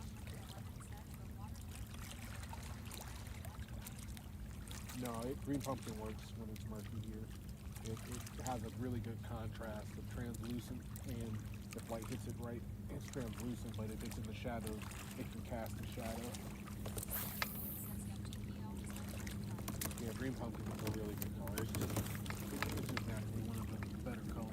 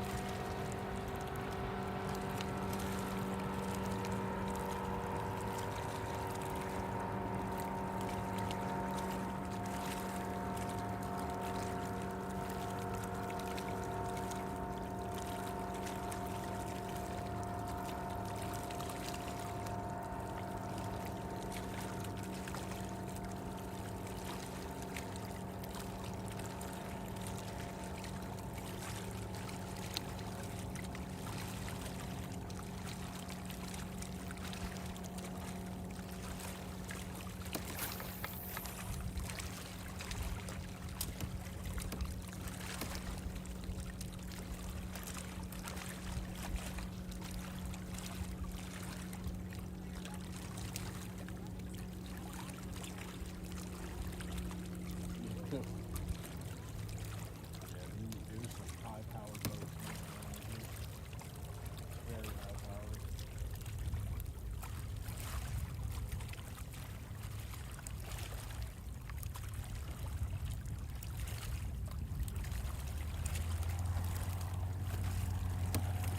Oh, yep, no, there's a private plane flying over.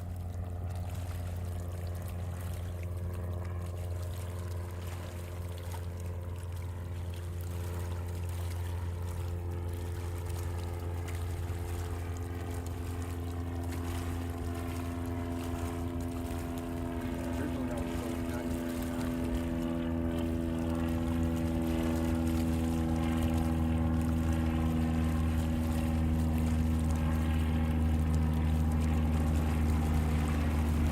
Wasn't on the rock.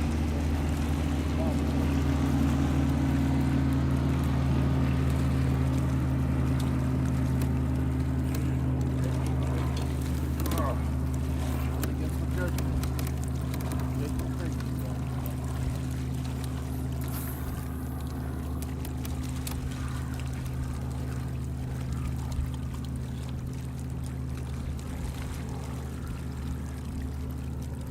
Recap with the crankbait and the rod.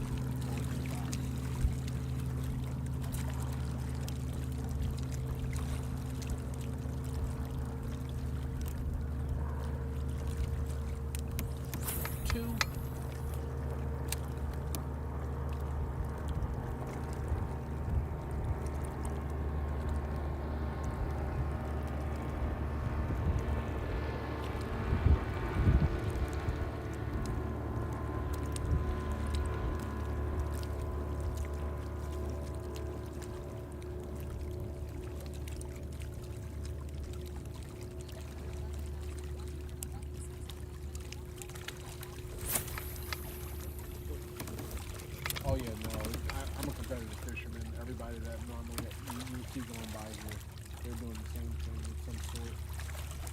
really see a pleasure boater at this point in time. Because we are out of that nice warm season. So everybody out here trying to do the same thing I'm doing. I'm doing one more. I think I got a bit. I wasn't sure. So what I normally hear at this point in time are people trying to do the exact same thing I am with some bigger boats. So I'm used to it. Pretty much nullified out. Alright, forecast with the crankbait. And man, this thing feels amazing. It is just really, really good rock. I'm pretty sure in the morning this is probably going to be a good starting spot for somebody. Not me, but somebody. If I have to start, I'm going right back to that corner where I caught 2 fish. I was going back to that last point we spent all that time at because that place was had a really good shallow bite and had a really good deep bite. They're not moving too fast. Kind of thinking I should have a black and blue jig on, but I got a green. Yeah, I would think they're still in that orange color. While it's cold, yeah, I think they'll probably use that brown orange.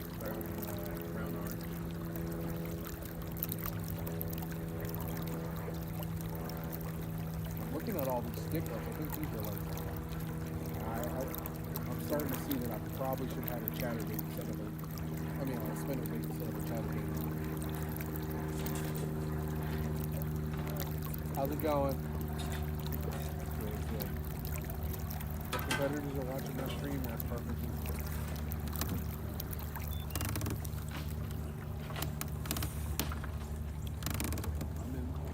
I'm perfectly fine with sharing my information.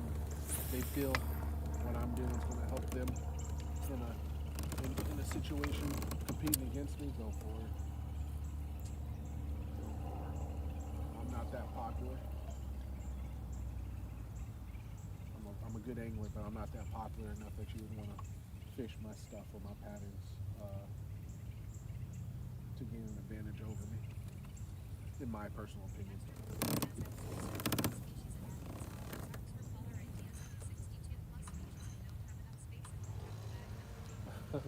I was listening to a podcast yesterday, North Carolina podcast, and they were talking about nuisance species, ANS, like just alien nuisance species, and they were talking about crawfish because people were buying like the Louisiana red swamp crawfish, and North Carolina DNR really wasn't doing research on their crawfish. So by the time the red swamp crawfish from Louisiana were introduced to North Carolina, they started realizing that the 13 crawfish that they had researched about probably were subspecies of 30 other crawfish. They were supposed to go dig deeper in to figure out what they were because they weren't the species that they originally thought. So now that the red swamp crawfish are kind of taking over certain parts of North Carolina, they technically don't know, they're pretty much extinct. They don't know what crawfish that they originally had to look at and study because it probably is wrong. So that was the podcast was just talking about alien nuisance species, and it was really good. But that was a sad realization because you just didn't do the due diligence to know that was a different species at the time. And don't get me wrong, I can understand in the DNR side of researching and understanding species, it's very reactive. You can't really be too proactive. You gotta be, you can't, yeah, and I get that, but yeah, it sucks that they're finding that out. I mean, same thing with the bass, in the last year, the bass names, you got what was it, Micropidus salmoides for a Florida strain now, and Micropidus nigerican, which I hate that name because you have to actually say the derogatory the derogatory NIGER in there before you can get to the Ekin. So I thought that was weird, but that's the name of every other bass that is not Florida strain bass. That's a black bass species. So all our northern largemouth, their names change, and that's been in books for what, hundreds of years now as the name of it. So yeah.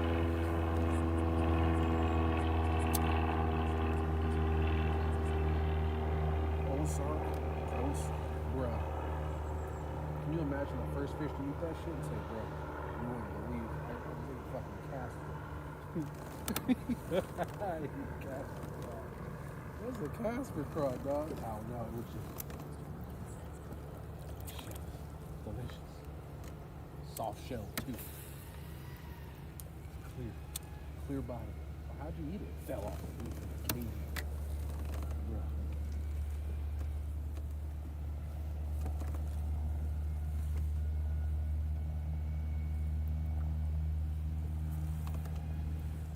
This is too shallow for me to even enjoy it. So, great style chatterbait it is. Chatterbait it is.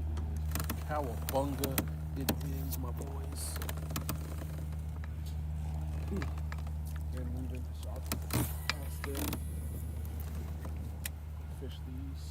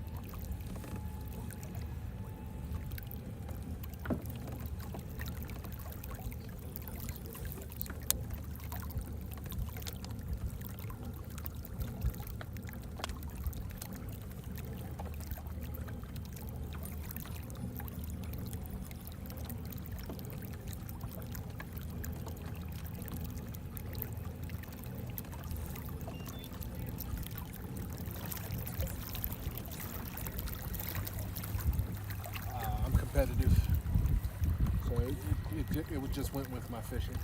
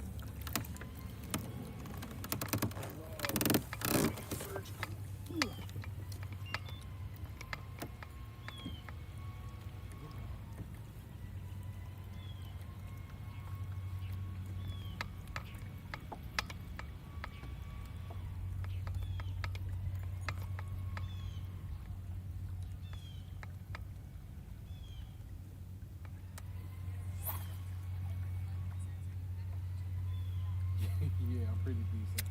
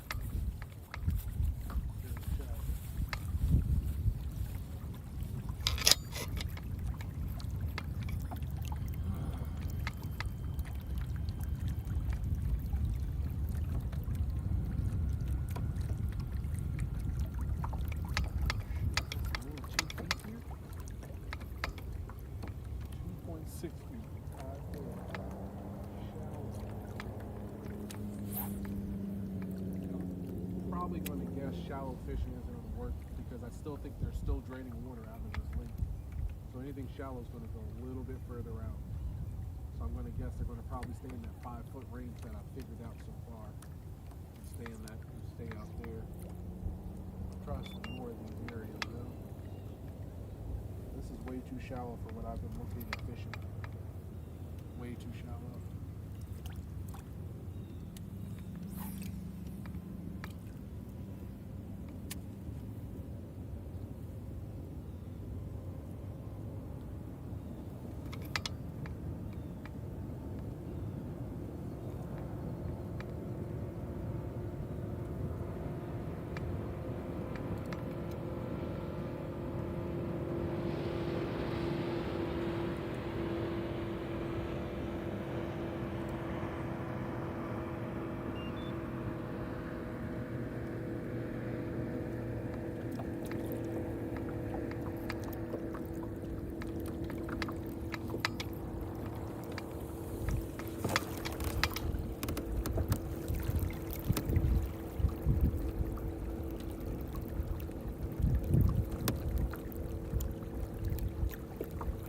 So first thing we're going to have to do is check.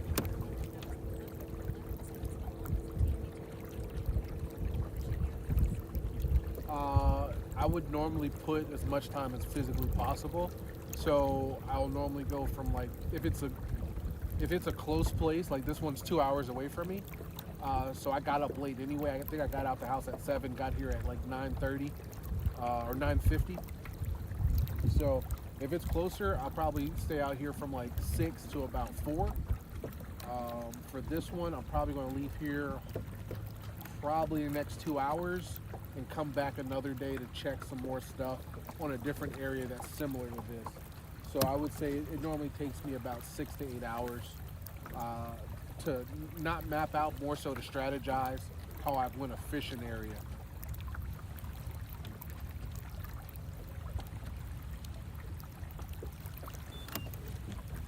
So right now this dock is in deeper water than the other docks. It's also on a secondary point coming in from Main Lake. So if you had to put money on it, this dock is pretty much a higher percentage than every other dock. And this dock over here has a tractor on it, but it's out of the water. So we'll see.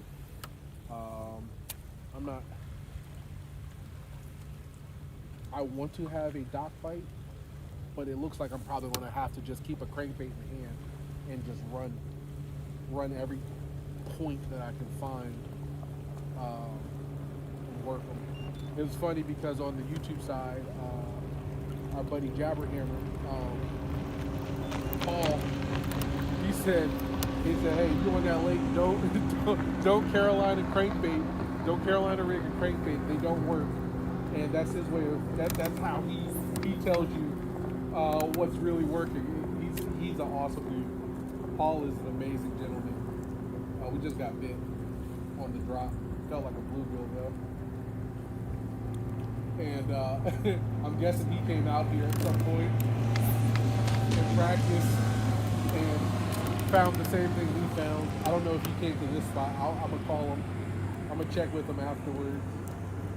But yeah, an awesome competitor. Very, very like, I don't know. He's a weirdo, but he's a great weirdo. Paul is amazing, and he's a really good cook. Probably one of my favorite people on the kayak trail. But yeah, we did get a nibble under the walkway down to the floating dock. But like I said, it felt more bluegillish, not a bass. It wasn't a quick pickup. It was like 4 pecks. But all of these docks have some type of attractor next to them, which is dope. The only problem is that they've drained the water down 5 feet, so you're not getting, those attractors are all exposed.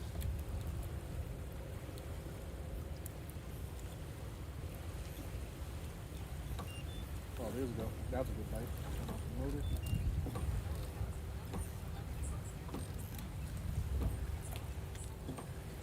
It's more, yeah, I just got hit with 2 bites right there. I'm starting to think these are just really big bluegills that are just wanting to eat the worm or bite the worm and not eat it.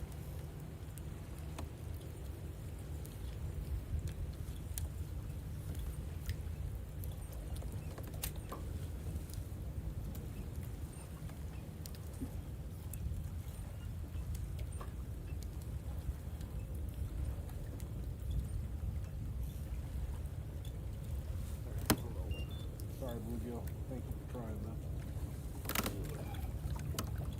Probably going to go to a lighter hook for this also. We do have some of those DMC red, what are they called? Red wire Nico hooks. We can probably toss those right here for a bit. All right, we got a rocky point. I'm going to Texas rig it. We're going to hit it with Texarkana. Okay, stop.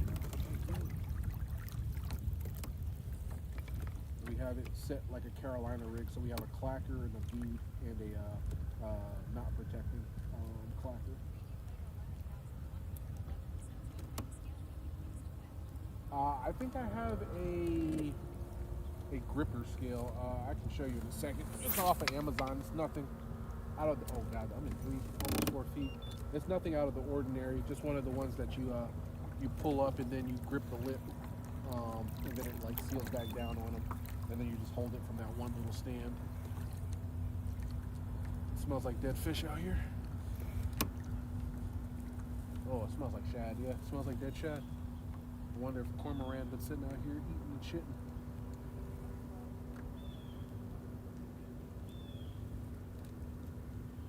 Just gonna drag this Texas rig like a damn sea rig.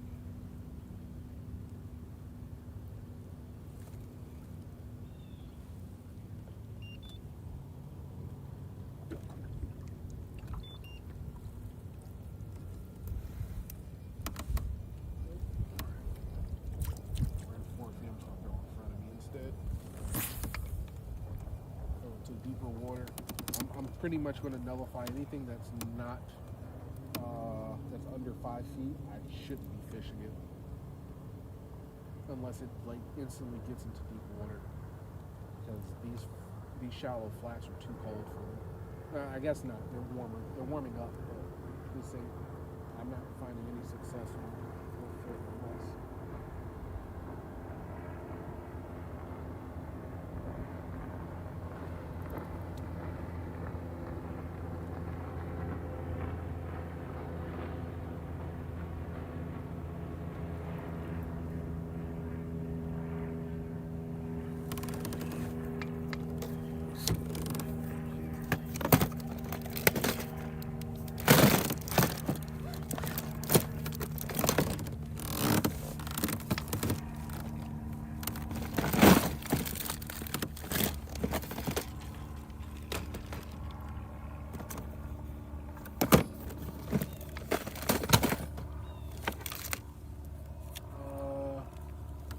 So this scale doesn't have a maker on it. Oh man, I'm gonna pinch this damn screen up there.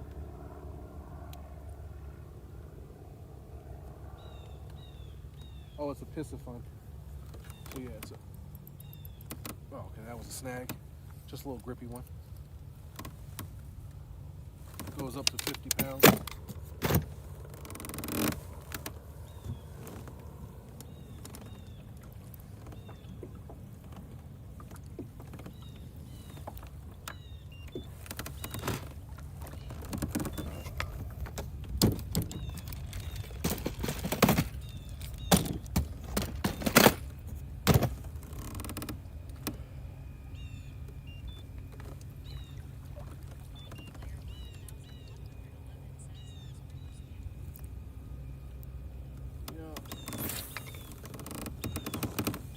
Job.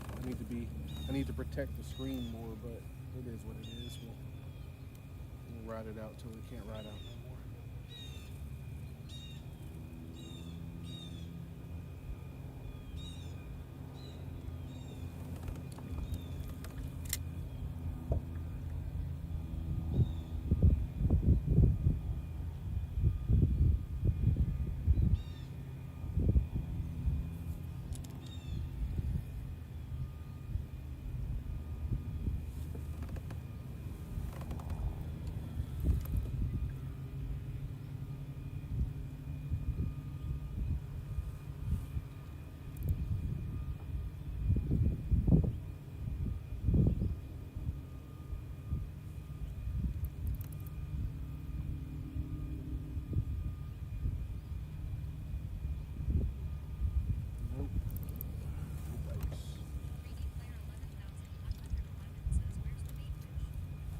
They're sitting in, so back at the bridge area where we were actually catching them at, bait fish was actually damn near subsurface.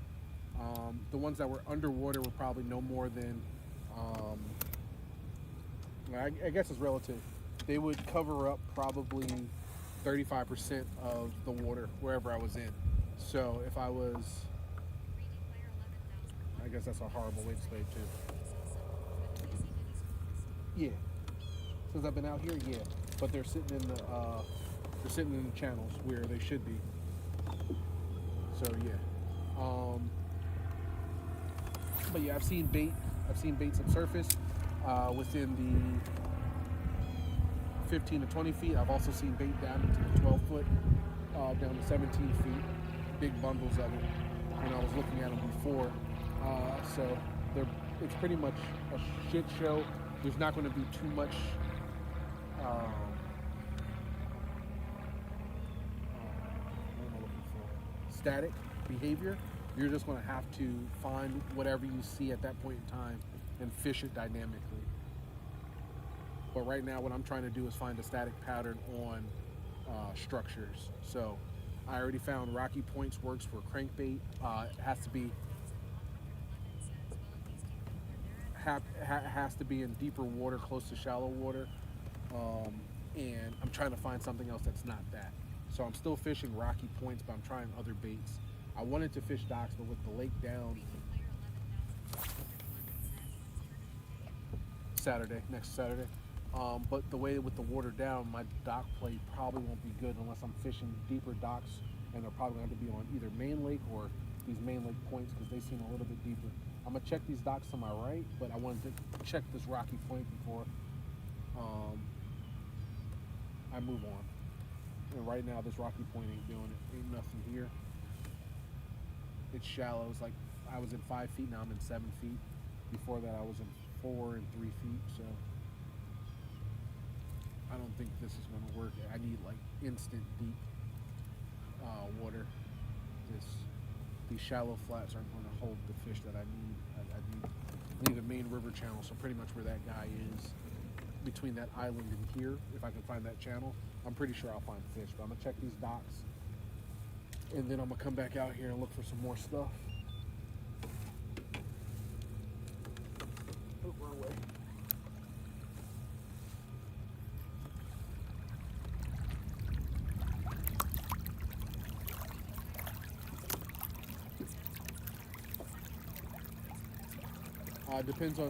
It depends on how many people enter the tournament. This is a open tournament, so we can have up to, I think the max is 150, and you're paying pretty much almost like $175, $200 for your entry. So $150, $200. What's that? That's a lot of fucking money. Is that 30,000? I don't know. Whatever that equals to, the top 10% are going to get paid, and they're going to get a qualifying spot to the Bassmaster Classic, the Bassmaster Kayak Classic on Lake Fork, Texas next year.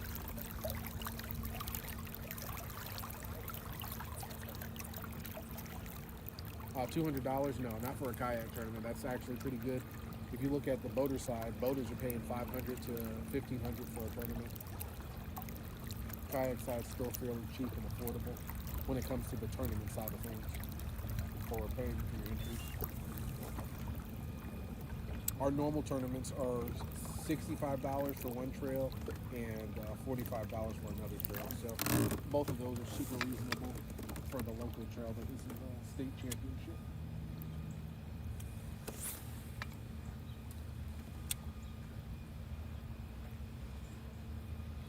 But yeah, it all depends on how many people enter.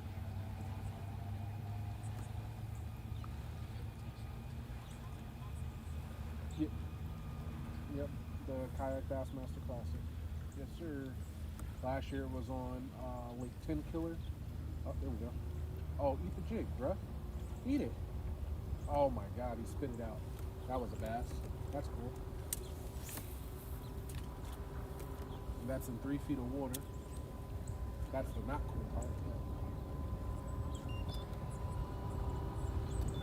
Yeah, it's really good. It's a pretty dope tournament. So last year, the person who came in second place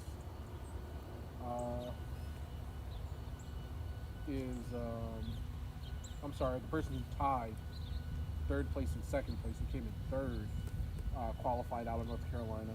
He's from South Carolina. The person that came in seventh qualified to North Carolina. He's from North Carolina. The year before that, I think it was on. Shit, I don't remember where it was. It was a Bassmaster Classic at. I can't remember. Was that the one at Possum Kingdom? No, I think that was. Yeah, it might have been Possum Kingdom. North Carolina Fisher. No, it wasn't. It was somewhere else. It was the Chickamauga. There was Chickamauga in Tennessee. North Carolina Angler place. Is that a fish or is it a snag? It's a snag. North Carolina Angler Austin Bang. I think he placed fourth. And then the year before that was Possum Kingdom, and the North Carolina Angler Martin Glenn, my old neighbor, my old fishing buddy. He placed sixth. Yeah. So yeah, it's a pretty dope tournament. I think North Carolina have represented in all of the Bass Masters in some shape or form in the top 10, which is awesome. Oh no, it was one? No. I think one of them was in South Carolina on Russell. I can't remember which one it was. Yeah, I think it was on Russell because I think Greg Blanchard did a video on that one in South Carolina. Nonetheless, yeah, they pretty good. Pretty good.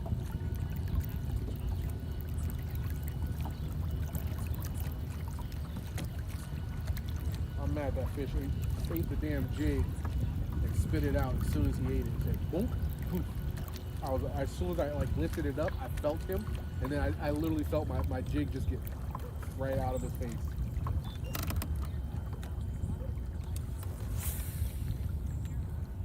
Yeah, Carolina, Texas, Georgia, Virginia, West Virginia, that little small bubble has fucking killers in it. Just killers.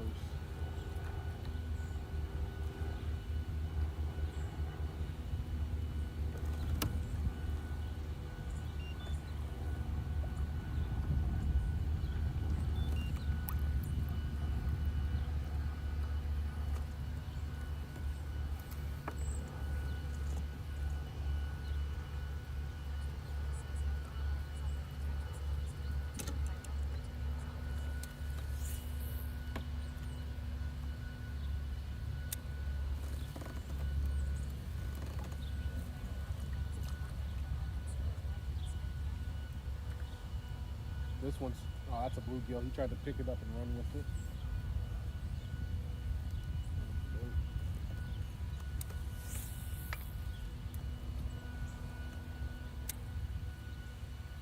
We're in 3 feet of water, and there are fish on this side, but this is really open main lake stuff. So I can understand this a little bit more than that secondary area that I was fishing before when it was 3 feet, that there weren't any fish.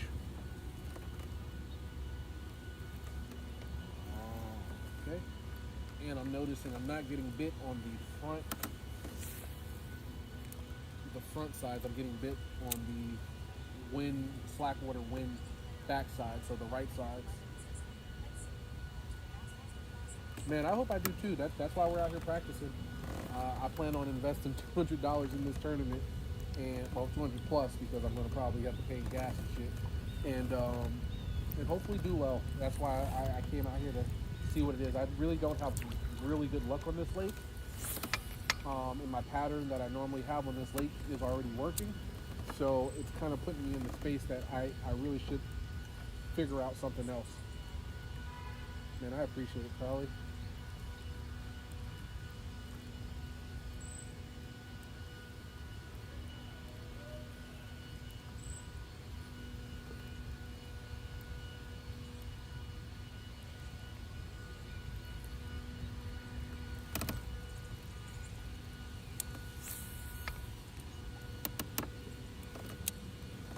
back right side is the only side that I'm actually getting nibbles at. I wonder if that, and that's worked on 2 of the last docks that I hit, but it's not working here, so it might have been a fluke. Yeah. Might have been a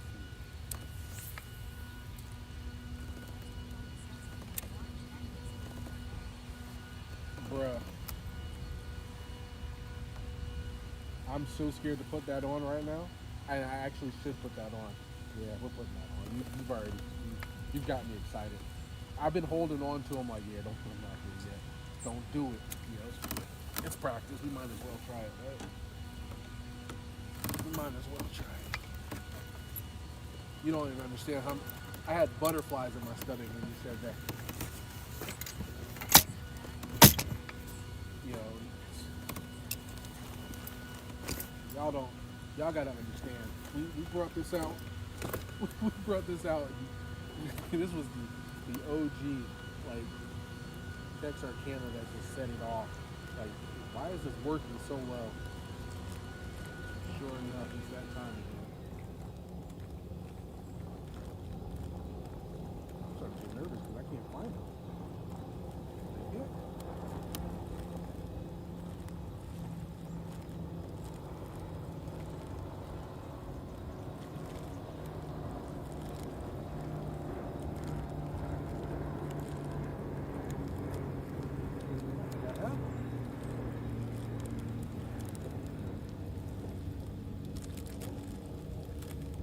No, I should have them. What the hell? Uh-oh. Now I'm heart dropping. It should have been right here on my purple ones. My little June bug guys.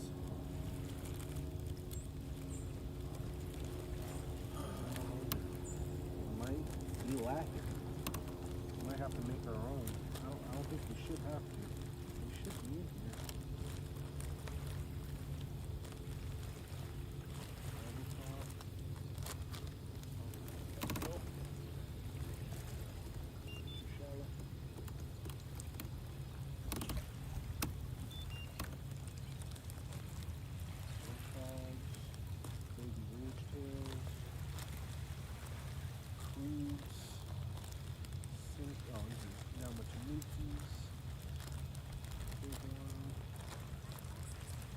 Yeah, what's up, Pat?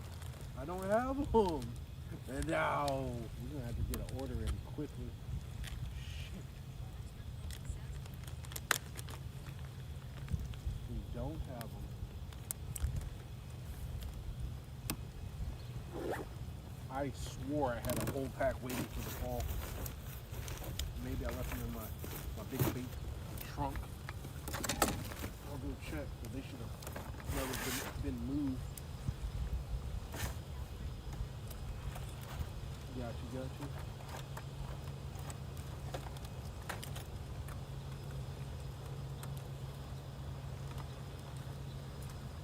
Alright, we're in Rome.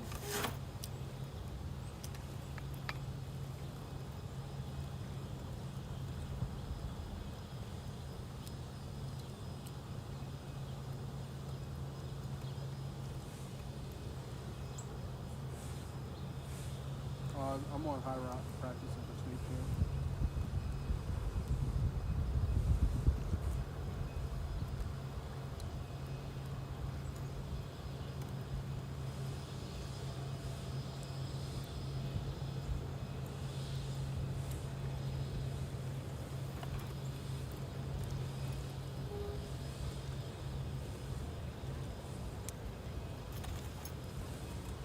High rock's pretty good.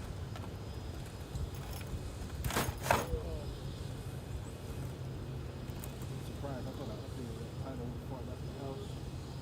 Or I updated it yesterday. I thought I'll go update it again.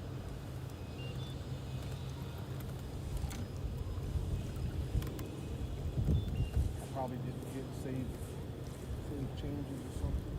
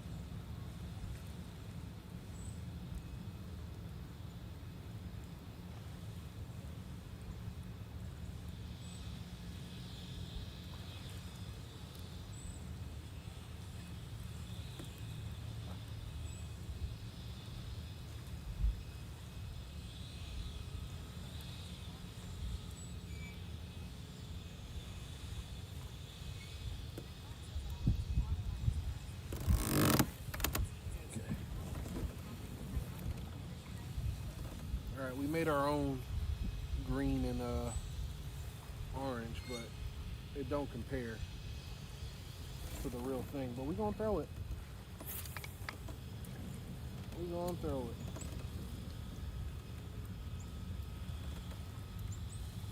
The Texarkana rises to fight another day.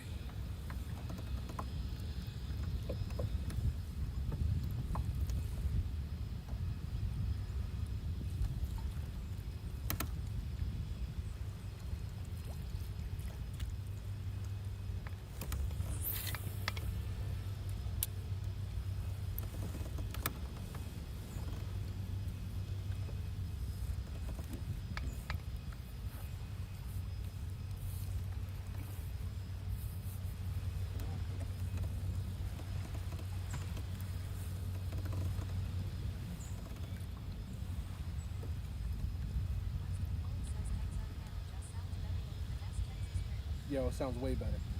10 times better.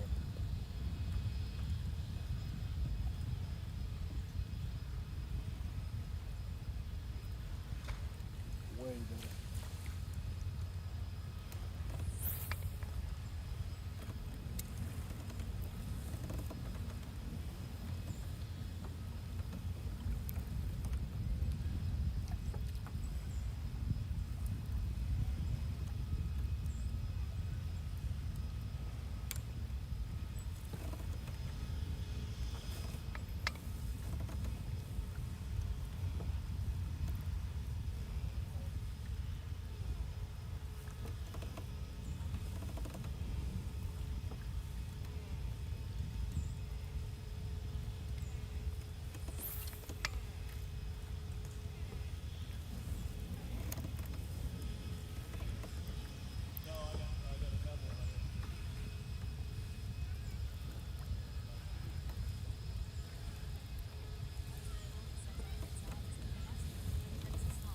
There you go, we found that out.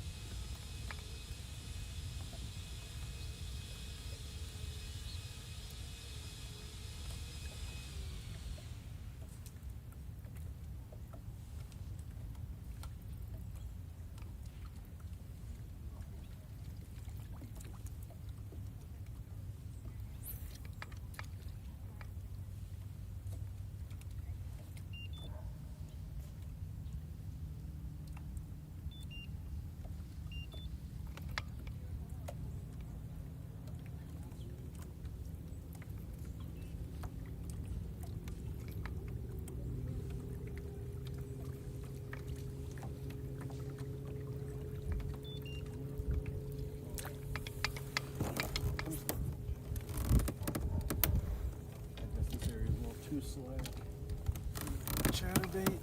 Alright. Now I'm going to switch on the fire craw chatterbait for tournament day also.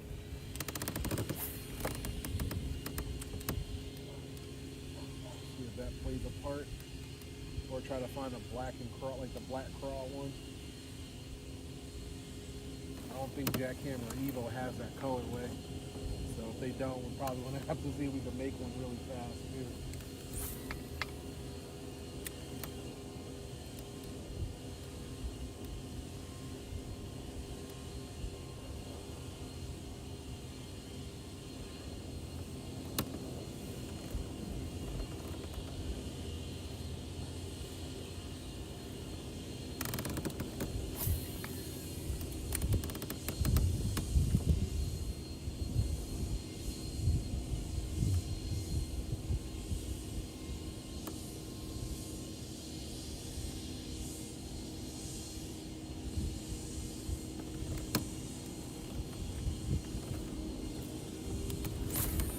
Nothing in 2 feet of water, really.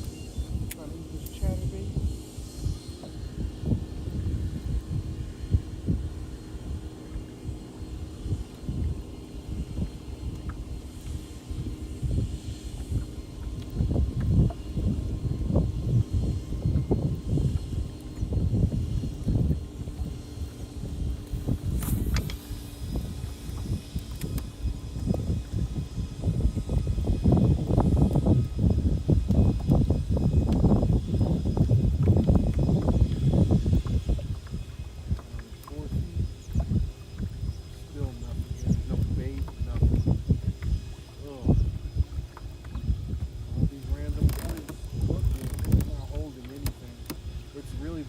Drops.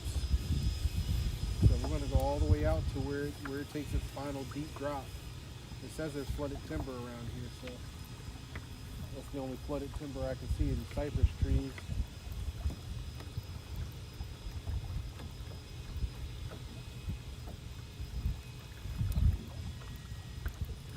Ooh, look. Oh, I see it. They have the trees marked. Never mind. But the lake is down. What? Shit. I think it's marking this place. No, it's still marking this place shallow. But yeah, I would have to go out in those 23 marked areas and see where they're offset. But I would say we're probably like 3 or 4 feet under normal pool.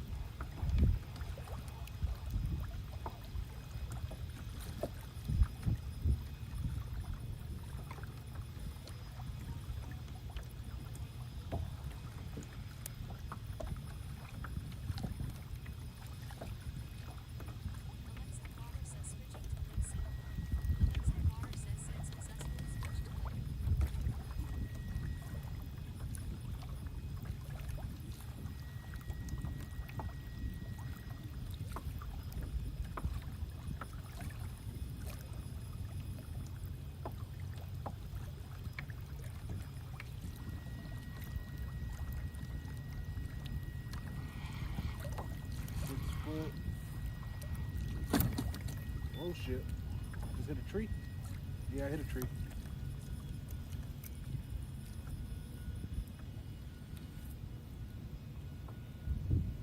I hit one of those flooded timbers.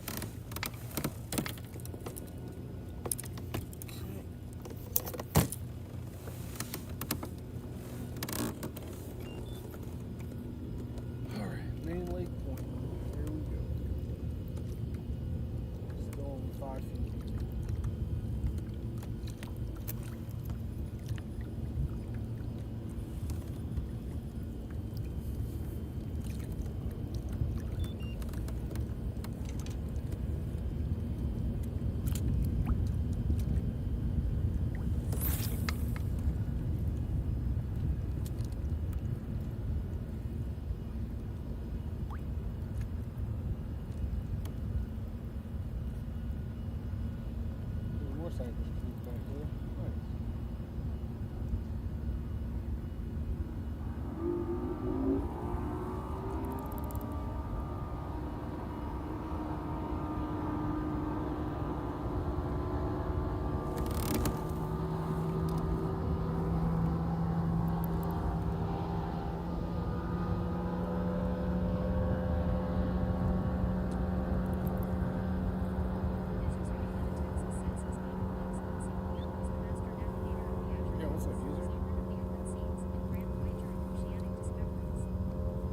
Yeah, he's stupid for that.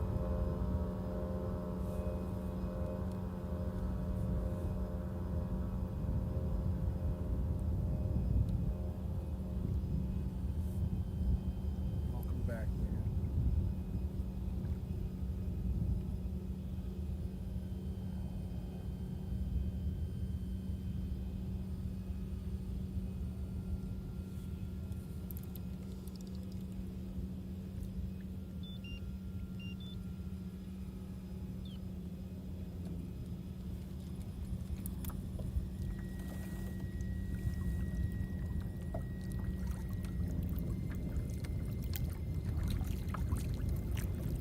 Why is it 3 feet? It was just 5 feet. What the heck? Just go to where it gets deep.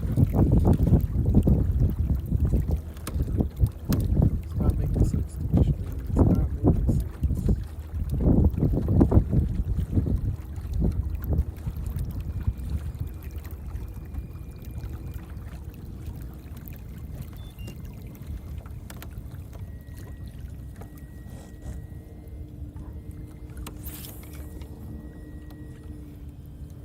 It's getting deeper here.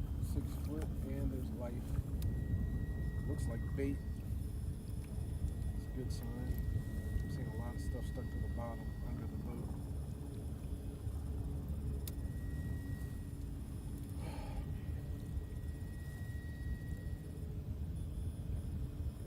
It's not rocky bottom. What is this?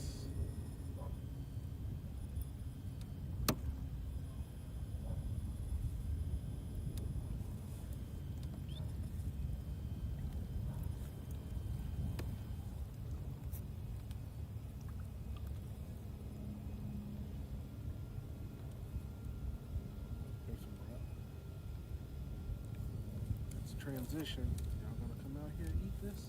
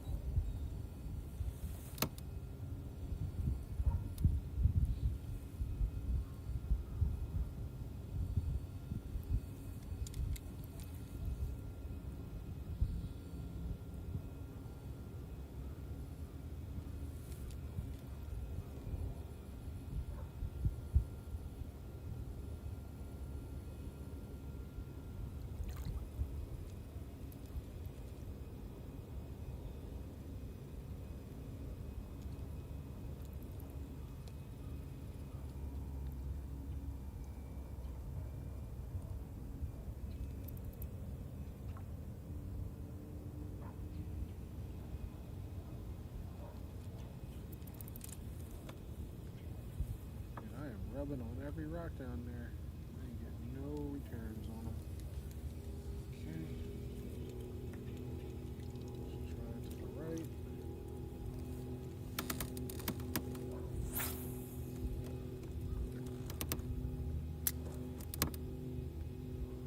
So this area is a flat that goes into a deep area. I'm at the point where it goes into that deep area.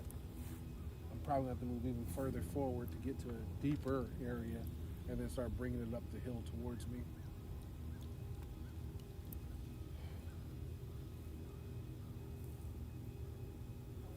There's also an island that humps out somewhere over here, creates a little shoal. fire. Oh, it's to my right. Yeah, there it is. There's the buoys. It's shallow area buoys. But yeah, I would think right here with the main river channel coming in, this would be fire. It's not fire at all.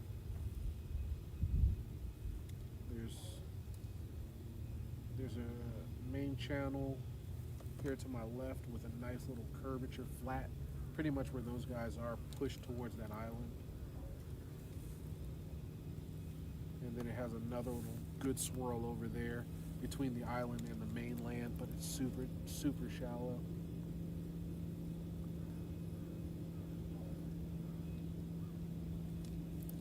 I'm not getting any life except the one that just jumped behind me. Is that catfish?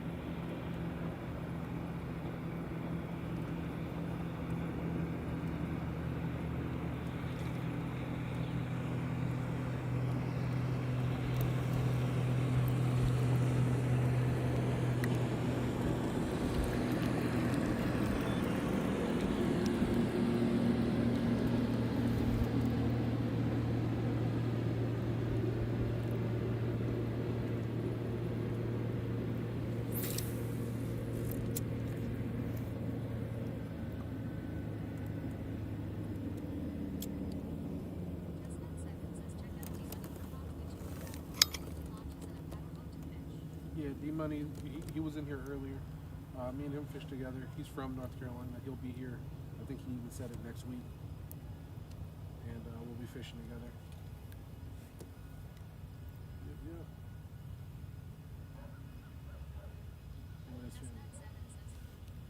And his family are coming to North Carolina for Thanksgiving. So there's a bait ball just swerving down right above these fish. The bait's in 5 feet, the fish are in 8 feet. They're just sitting above them.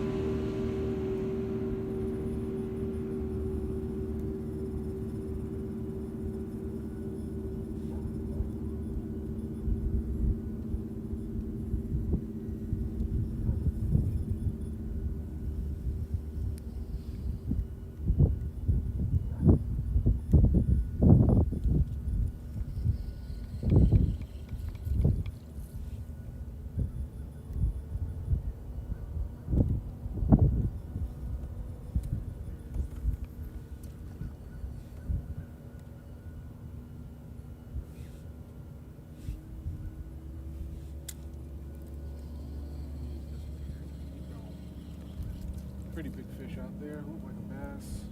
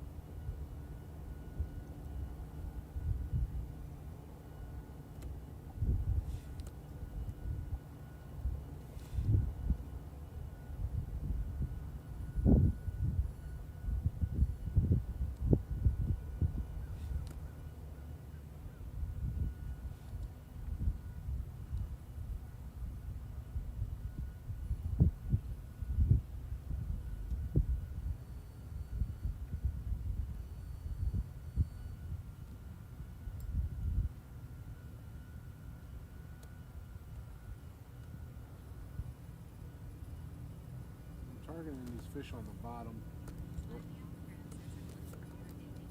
What's up? What's up? And they are not reacting. They are not reacting at all. I'll try some more of them. Right now, offshore ain't it for me.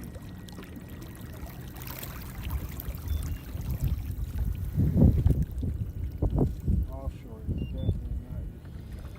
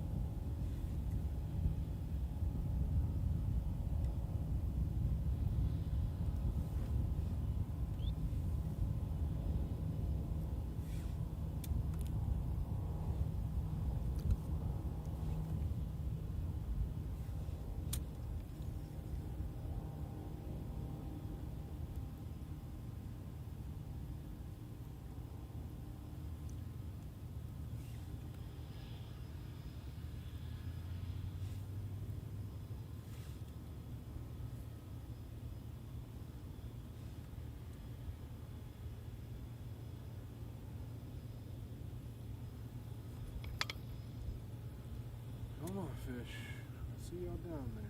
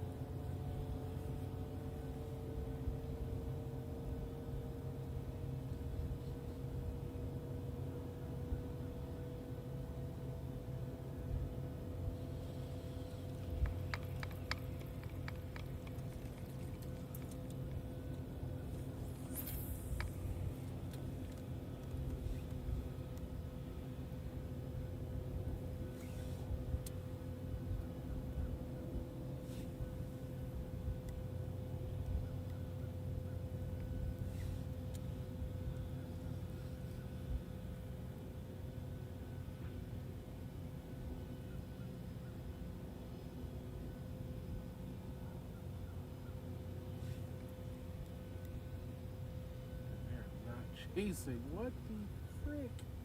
I just went past a school of fish. They are not chasing me. They are officially turned off of this.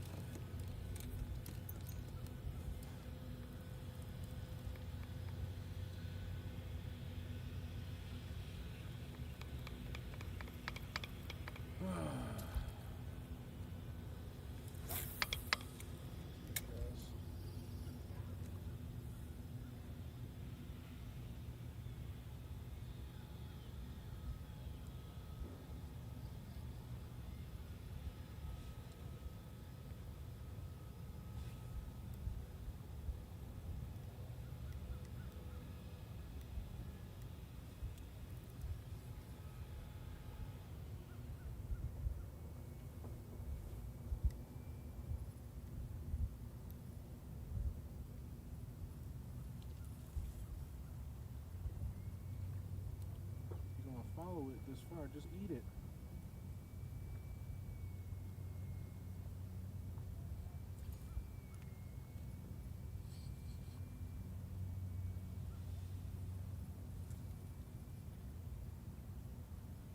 Bruh. Yeah, you ain't shit fish.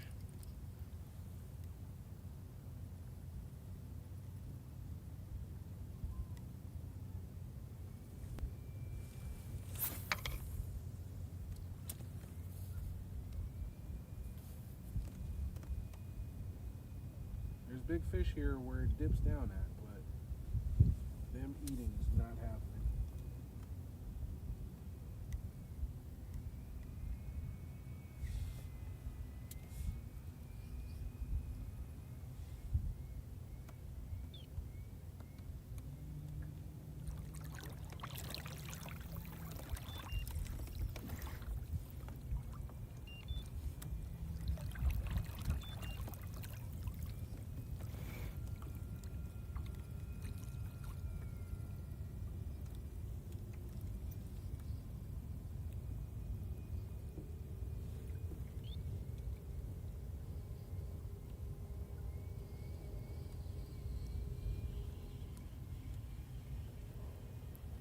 I'm gonna keep trying them until I get fully frustrated. But right now, it ain't looking good. Stream, these fish are not obtainable by means of a minnow.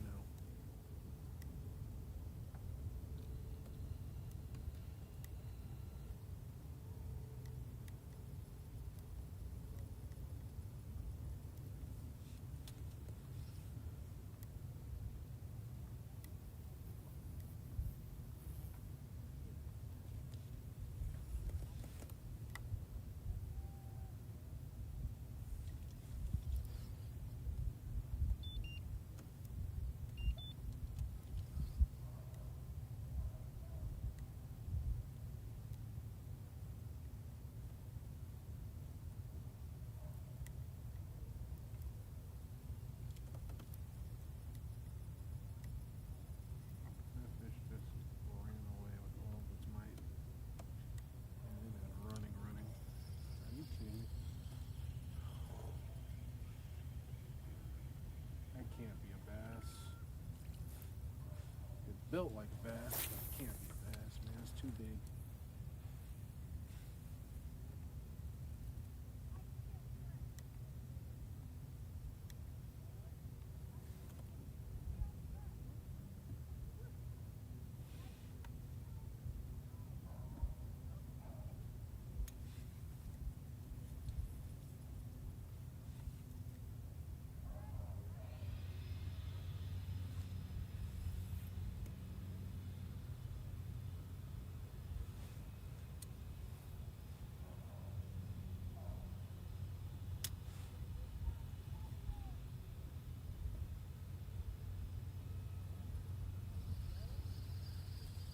I don't think the minnow is the thing that they're looking for if they are bass.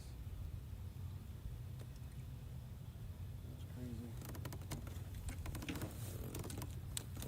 That is wild.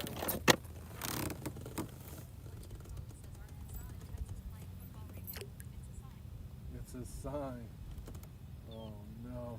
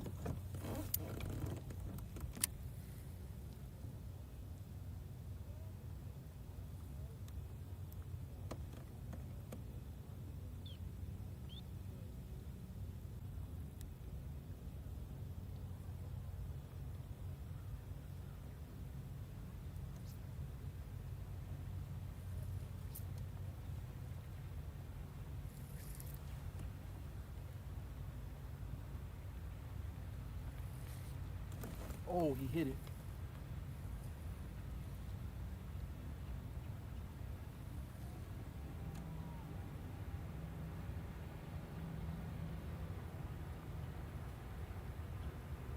Oh, I had something hitting on the way down.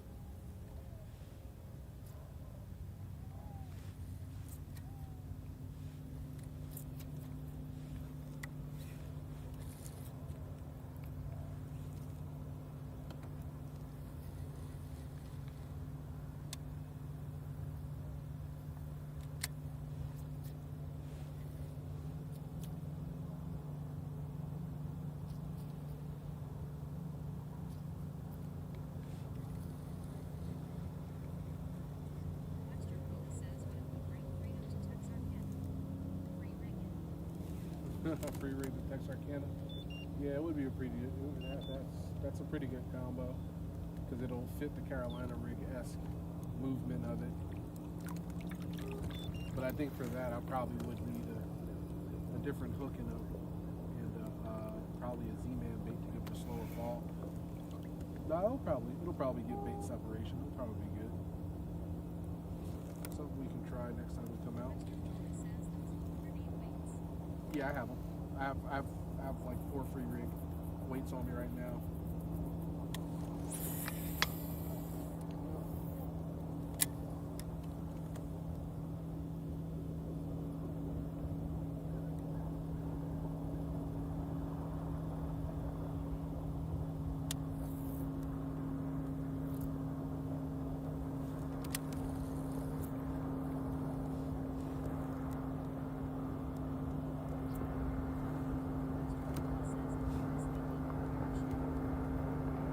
That's legit. That's not weird.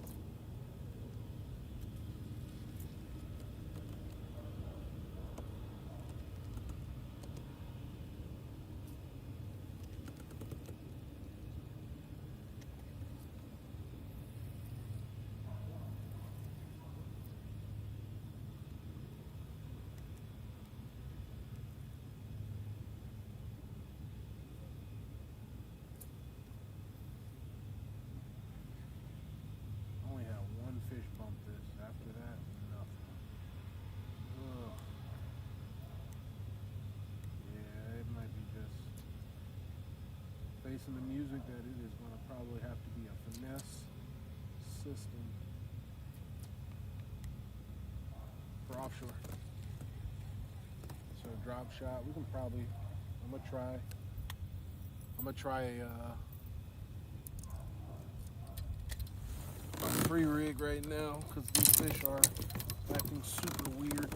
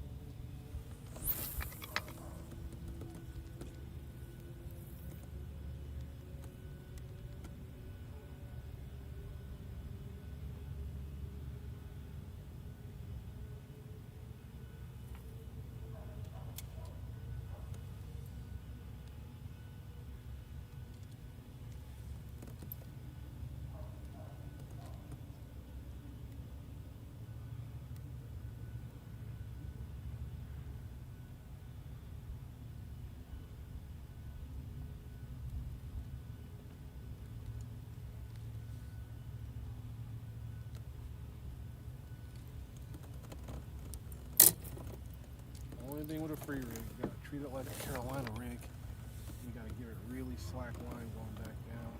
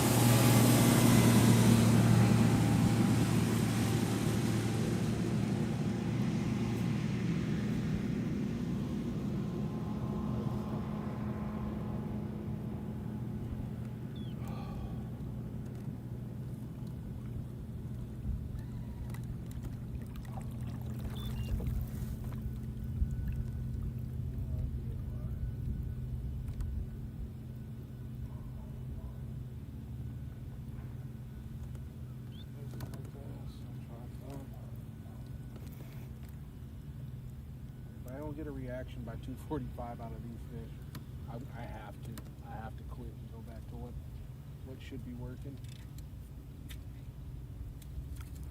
To take this bobber stopper off, it's actually messing up my rental.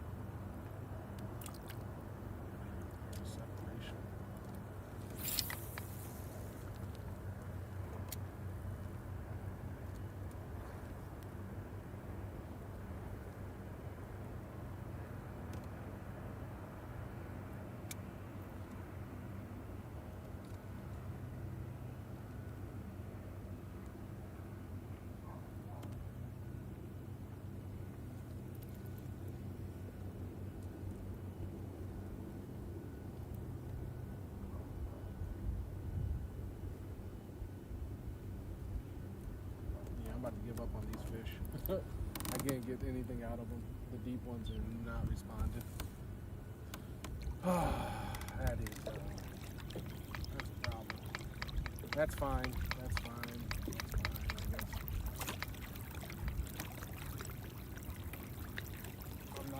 I'm not a fan of it. We got birds diving deep out there, middle of the water. It means bait high. I wonder if bass are pulling them up.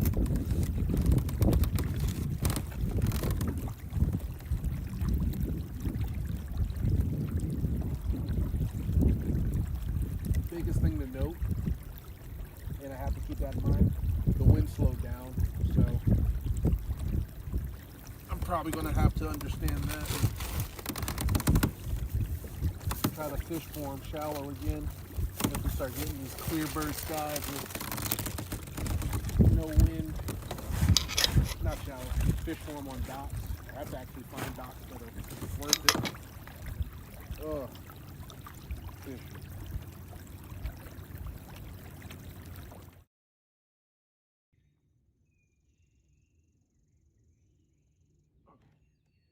Here you go.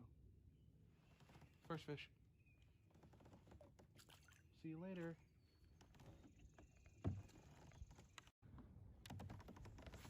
Let's see if it's still over there. We'll throw over by it.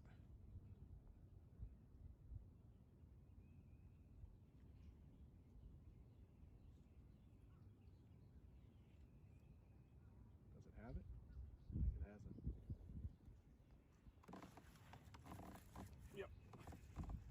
That's a big one.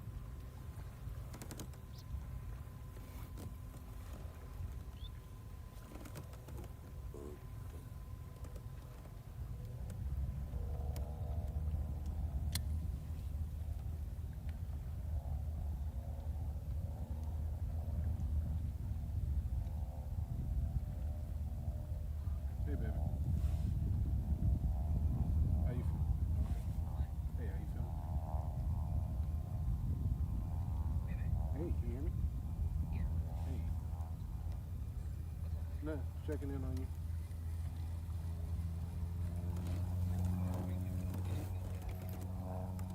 What you do to her? Not nice. How'd she do out there?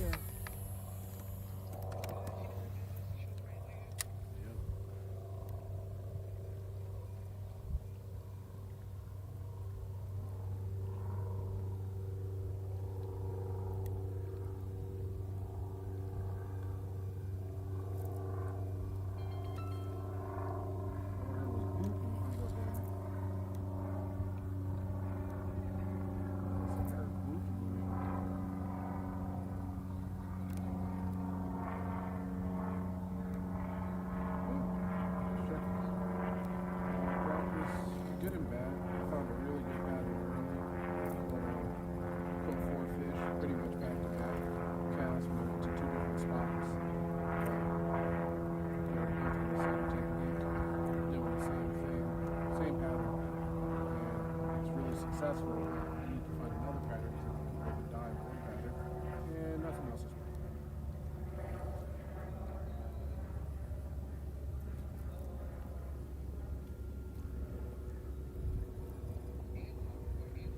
Yeah.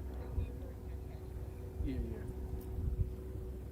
And then the dog harness should be there too.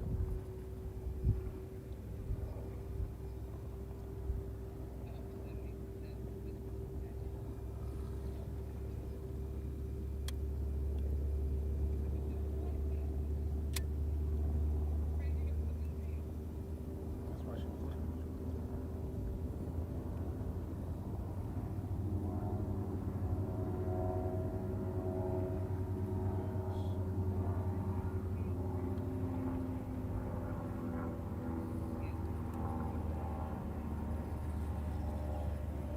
Those are not bass.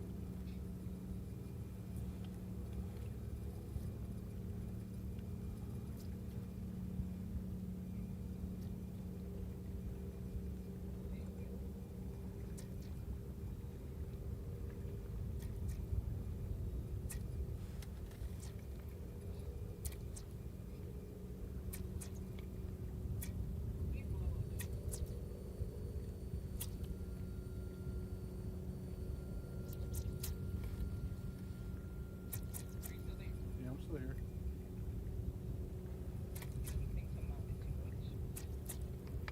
Nice. Just smack this damn fish. It's heavy. This thing. Still don't want it. Okay. Maybe it's just not a bass. Let's switch up the baits.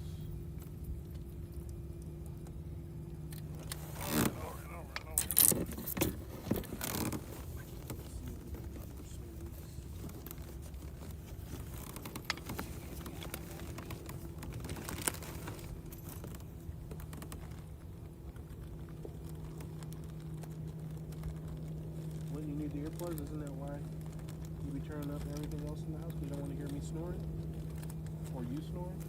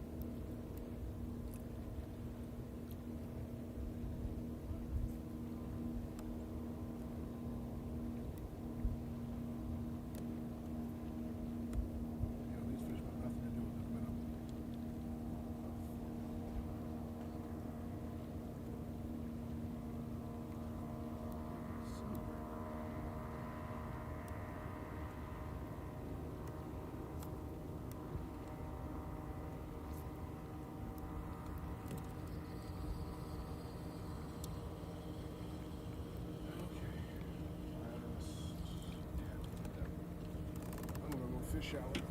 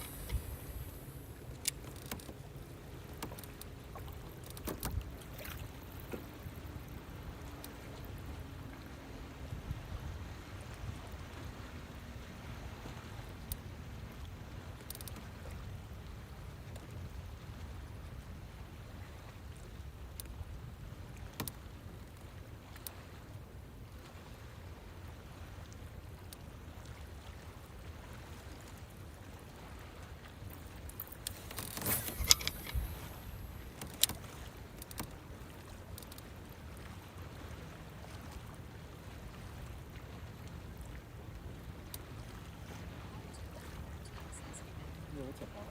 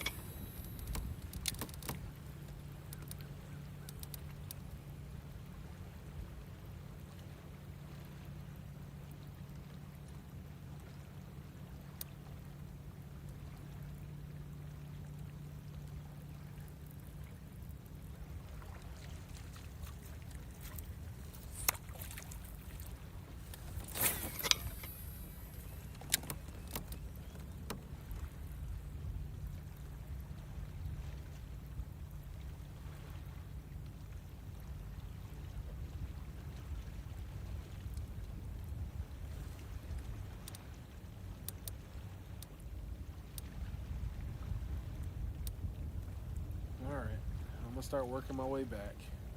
Ugh.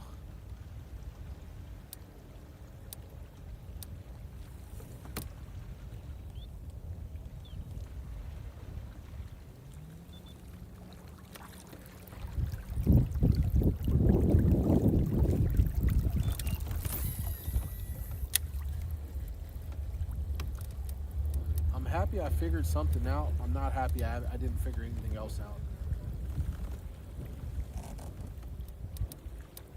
Because sticking to one strategy is definitely how I lose. Or just not catch them, because when the day of the tournament comes, they're not doing it anymore. But I am happy that I was able to catch fish effortlessly on basic observations. I thought that was really good for today. And we'll probably hold this crankbait in my hand. I really wanted to get something on a shaky head, but we'll just work our way back into the sunlight.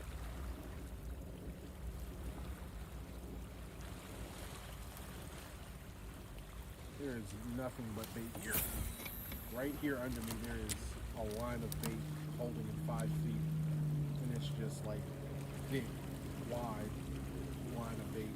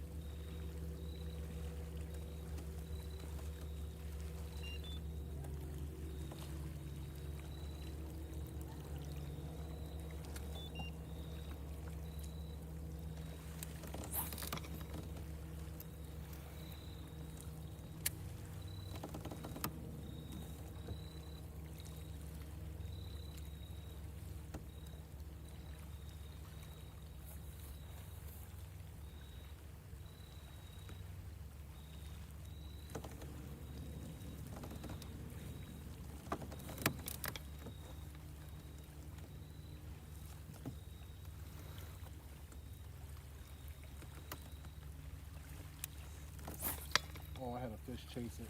Holy shit. Damn. Yep. You should have got to it faster, Bucky.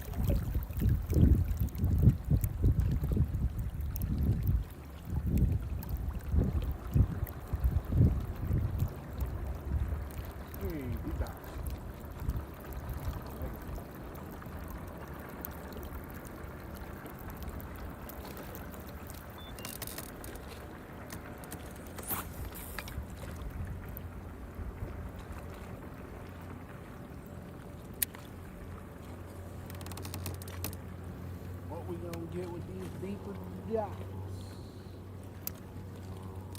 A bite or two.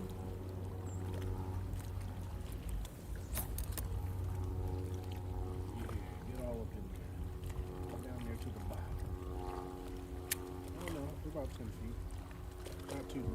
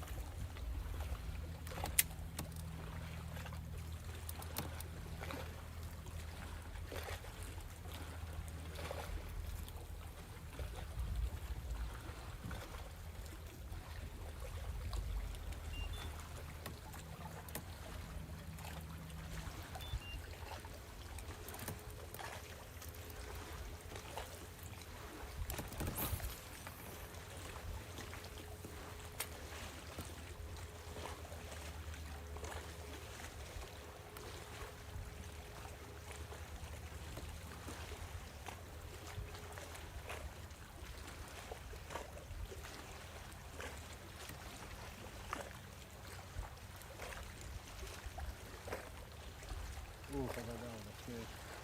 I got stuck on a rock and it just started holding.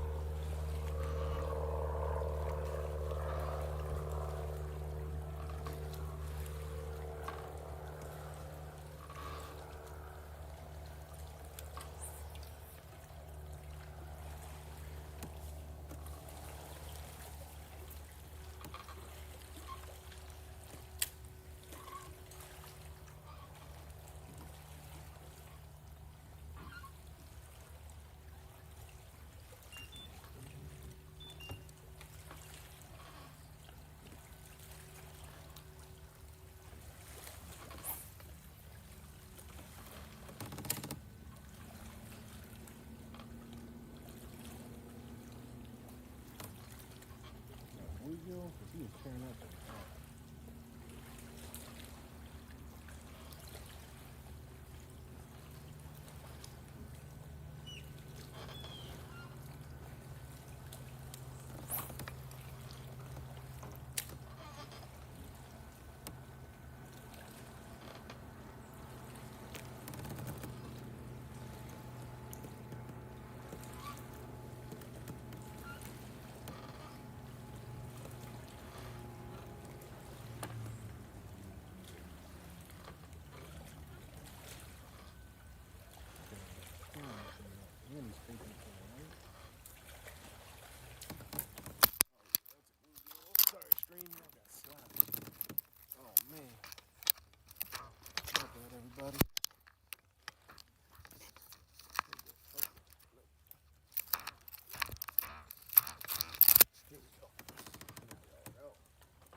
bad.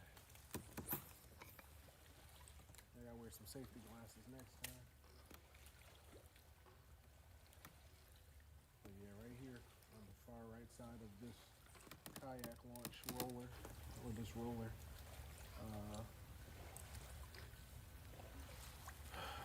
dock piece, there are some rabid bluegills because they just got me again.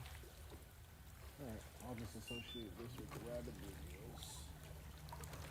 No bass. Let me check the dock slip real quick. And back cast. Kind of scratch my nose and cast. Throws off the whole equilibrium.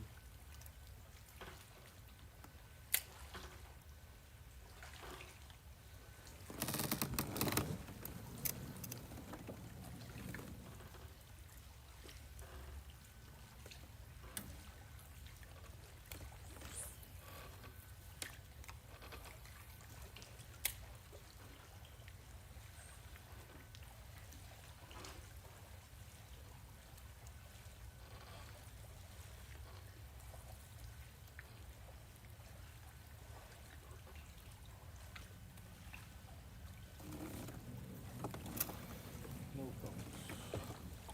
No thumps.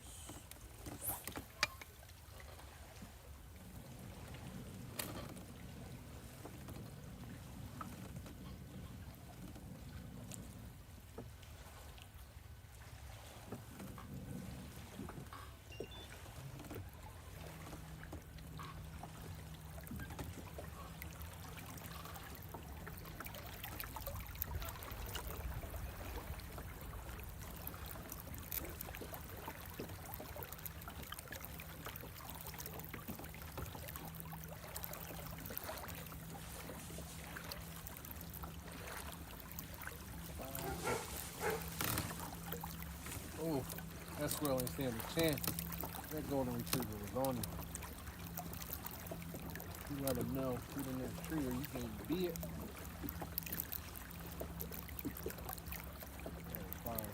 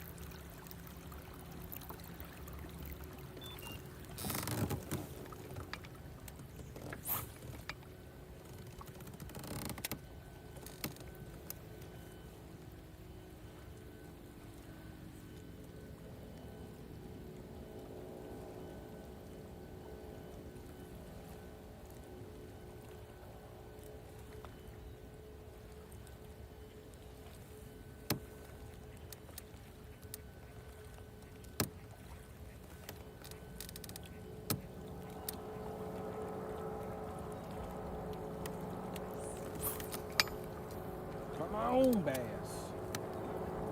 You want to throw the crankbait.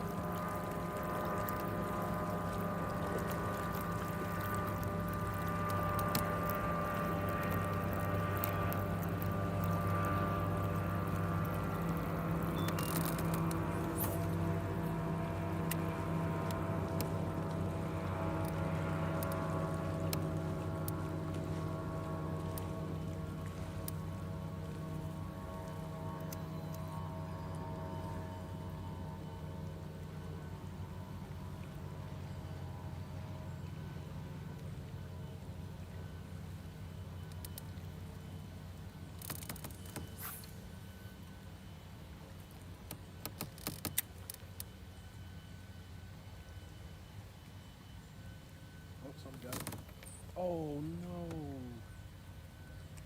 Please tell me that was a bluegill. I finally got a bite. I was watching my line just straighten out and just start swimming. I was so excited.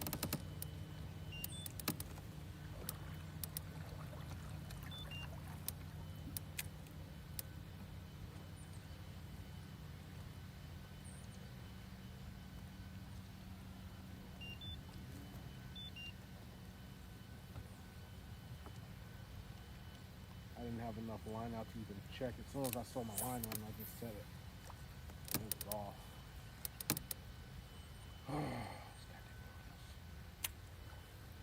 Fast don't miss like that.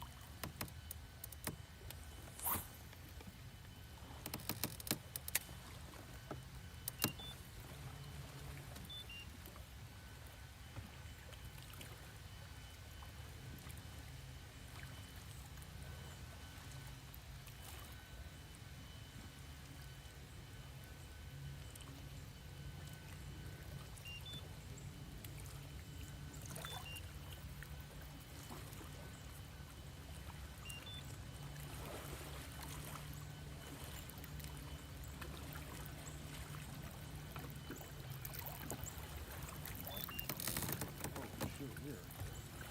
Trees and trees down there.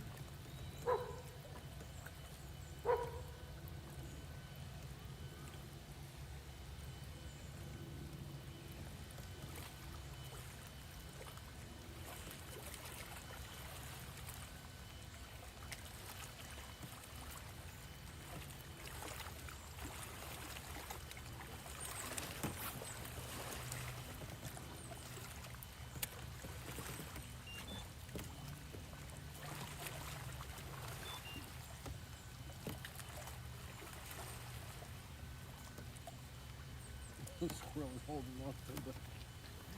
Oh, he's holding on to the grater. Oh my god.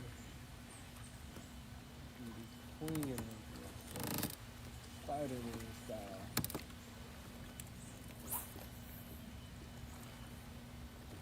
That's a gazebo is getting swelled up.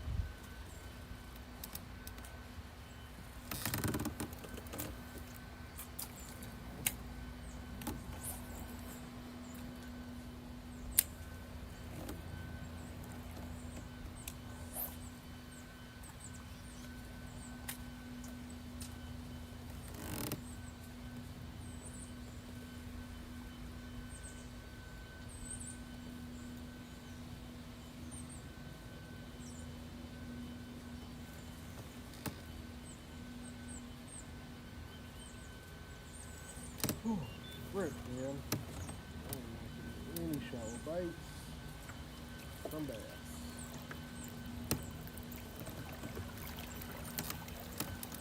Green. What they doing?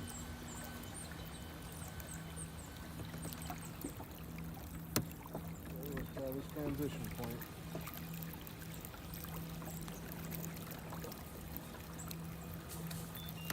Is the screen still up? Are you guys even there? I guess I should check that, right?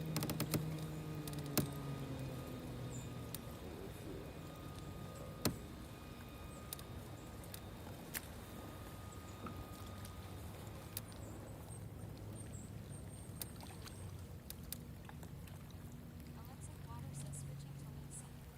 Elliptic water says sync successfully switched to link. I guess this thing is live.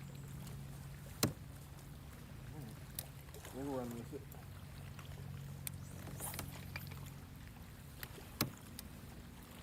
So the last two switch was live also, so hopefully you guys aren't sitting in the damn queue of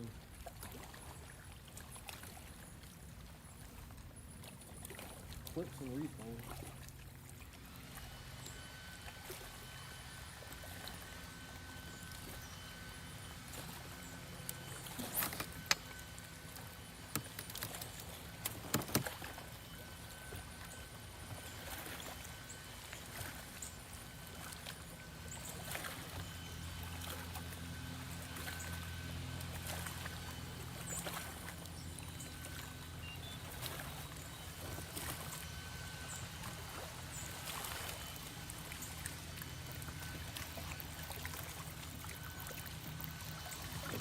Staying me in these dots, it ain't happening. But I'm having fun. Waiting for this dang bite.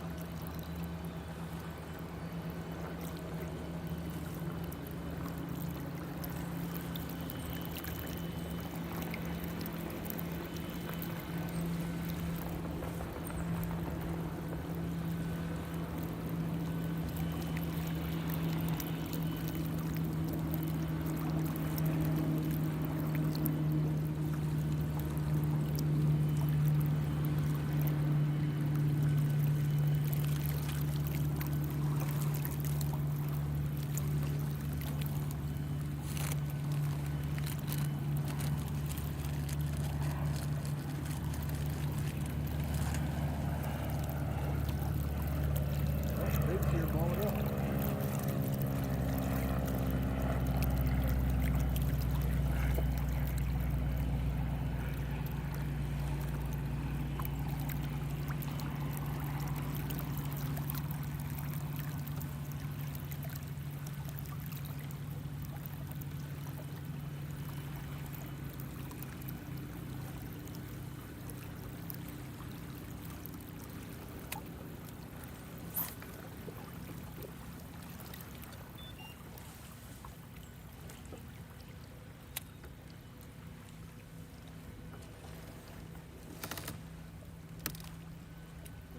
Feet, 14 feet deep.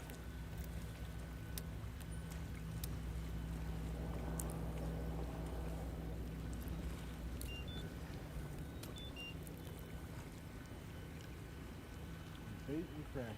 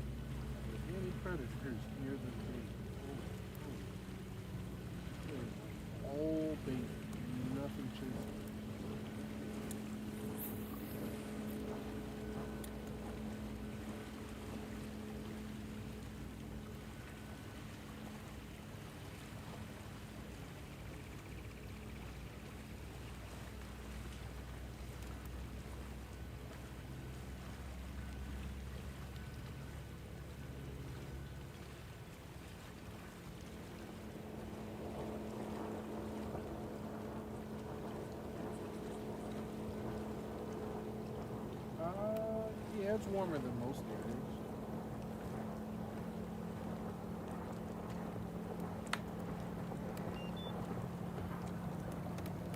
Most Carolinians would say this was cold.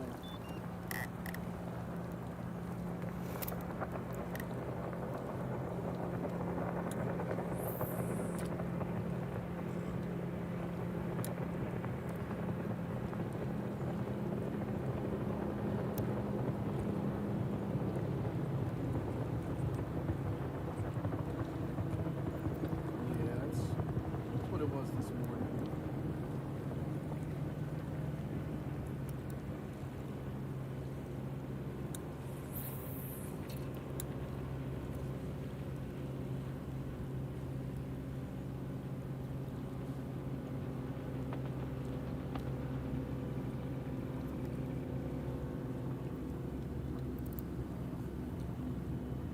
Alright, gave it a try.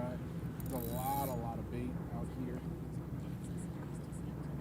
Oh yeah, ain't got none of that coming. None of that.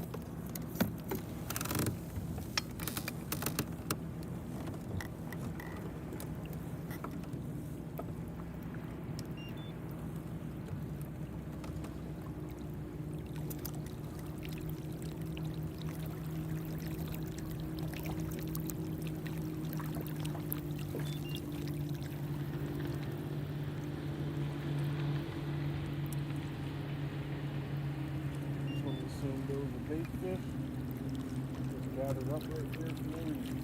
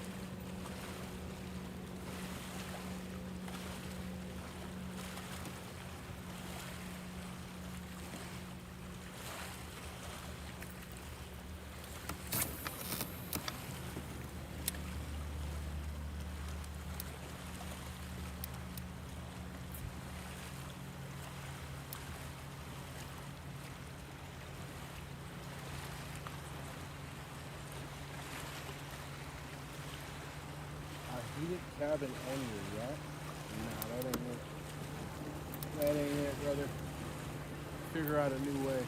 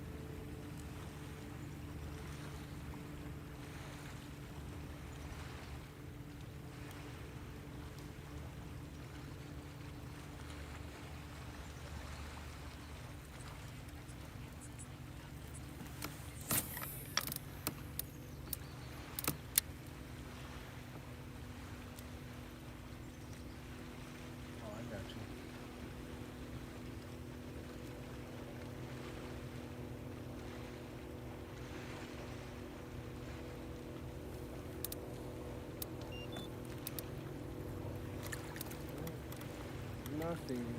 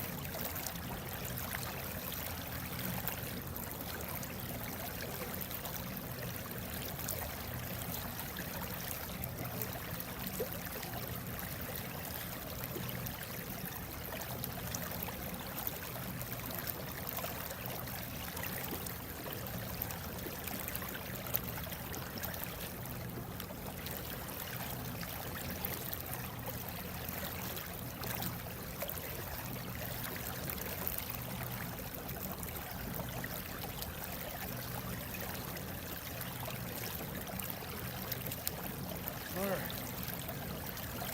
See the ramp, or I can see the bridge. The ramp is to the right of the bridge.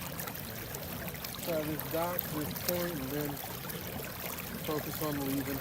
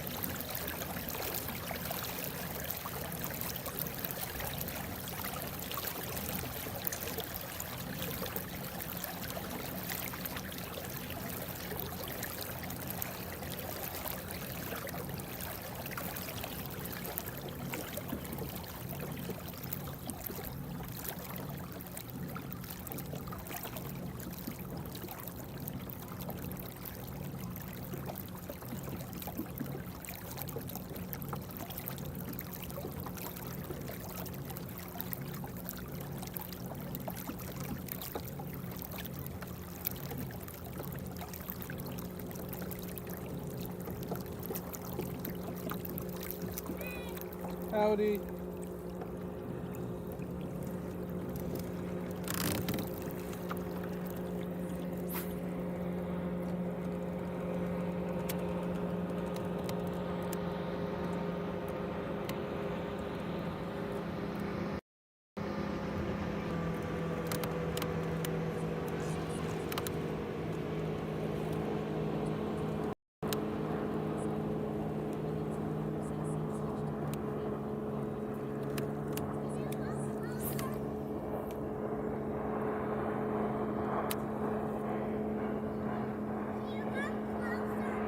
What's up, little dude?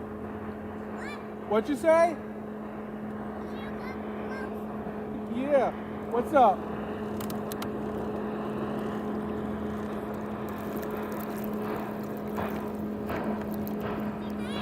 I'm Alex. Alex?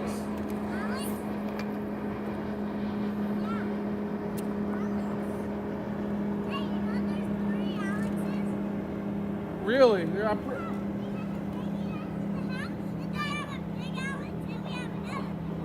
Oh, that's awesome.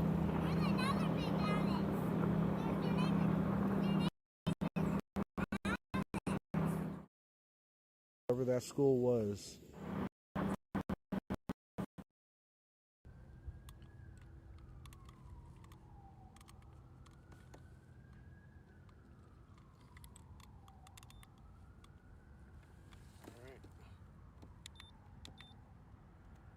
Zeroed.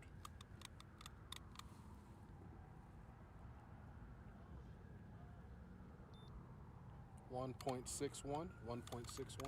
We're going to do length now. Kayak. Yep. Be careful. Pedal fishing. That's what the fishing pool. Yep. Do you go closer? No. Why? You would. He'll hit this dog as he gets closer. He gets closer. But he can't. He didn't have to stay in the water.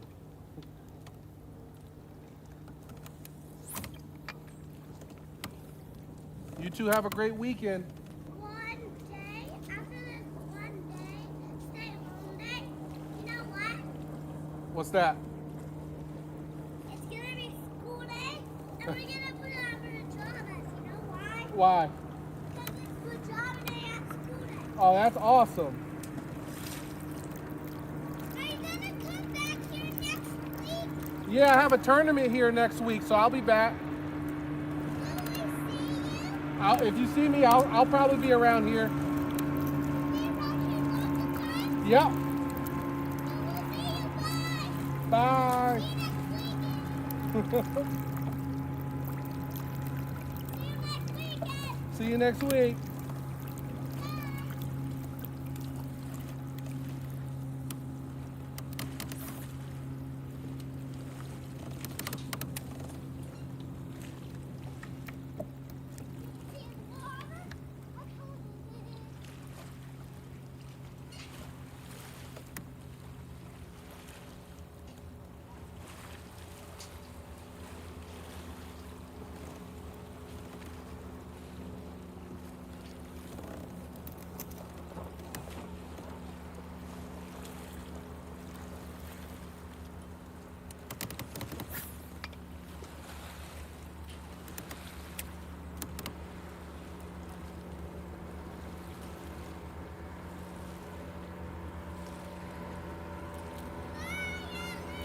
Bye. Later.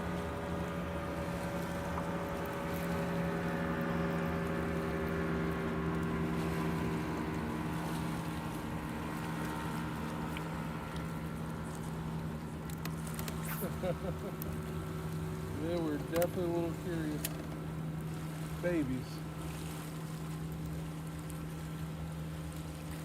I was like, yo, will you come closer? No, I will not, man.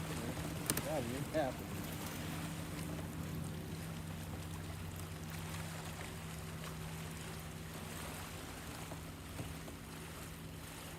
That is not how the world works. Let's come and hang out with y'all.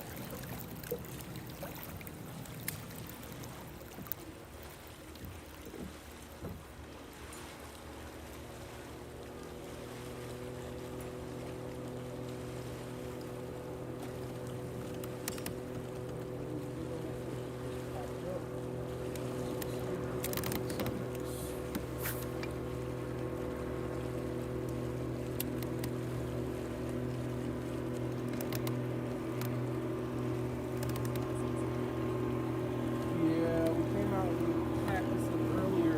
I was really trying to figure out another pattern.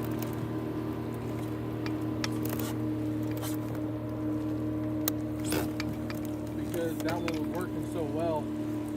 I have not found another pattern at all. It has been a struggle trying to get bites other than the way I was getting them earlier. A struggle. So in the first it was probably like my my third or fourth cast I caught the first fish. And then 3 more casts after that I caught another fish. Moved to another spot, fished around using a different technique, went back to the working technique, first cast catch a fish, and then like 2 other casts or 3 other casts after that I catch another. I'm like, all right, well this works. I'm not going to be using this strategy for right now. But yeah, I mean it was good. And then I was like, okay, let me go and try to do other stuff. Other stuff ain't work. Other stuff is not working.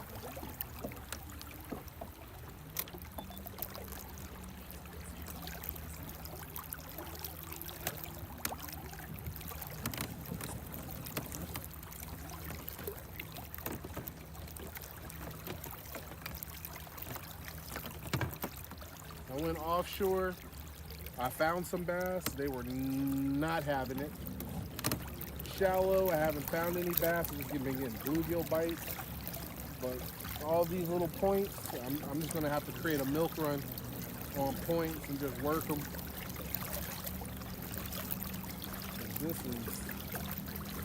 This has been rough.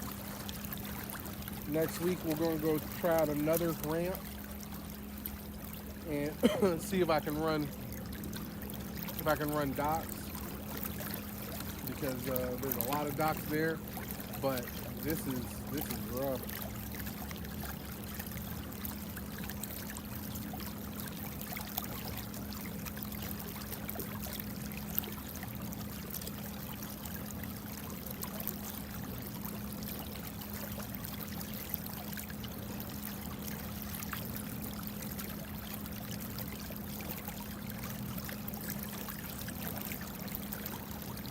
Yeah. I mean, hindsight 2020, I would have locked that dang crankbait in my hand and started burning it. Yeah, it's because there's pleasure. This is like no pleasure boaters. We're in the time you can probably catch one of the biggest fish of your life, and there's no pleasure boaters. So every bass boat is out right now. I don't think they have any BFLs on High Rock anytime soon, but I could be wrong. There might be some BFL tournaments finishing up. This is a very, very favorite area for BFL tournaments.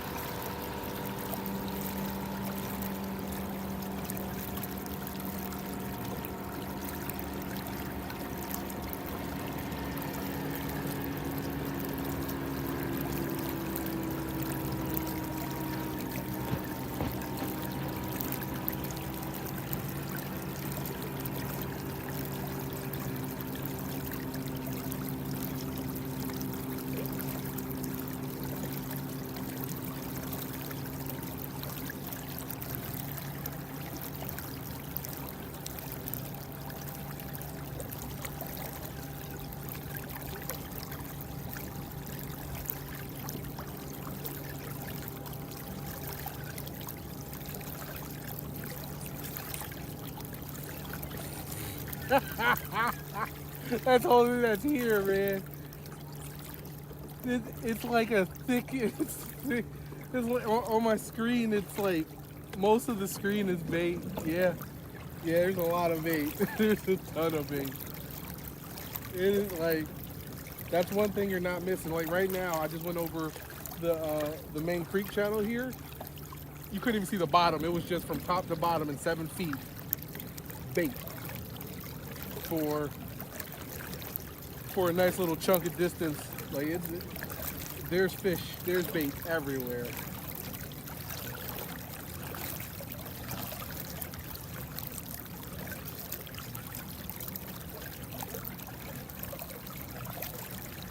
That is one thing that's not lacking.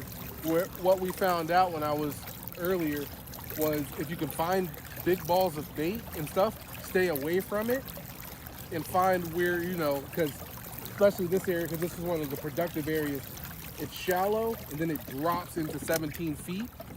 So I fished that range right before like that 8 foot to 12 foot range, and bait was kind of here and like out here, and I was successful. So it made sense. Same thing at the other spot. You can't fish the bait balls because there's too much. They're not really gonna play nice around that. But if you get around the areas that bait ball is around, and there's normal structure that bass like to cling into, yeah, you can probably get successful. But yeah, trying to fish these bait balls has been horrendous. Like right here, I would love to fish it again. Yeah, I'll try it. We'll do it again. My motor done went dead, or my battery done went dead again. So let's try it again.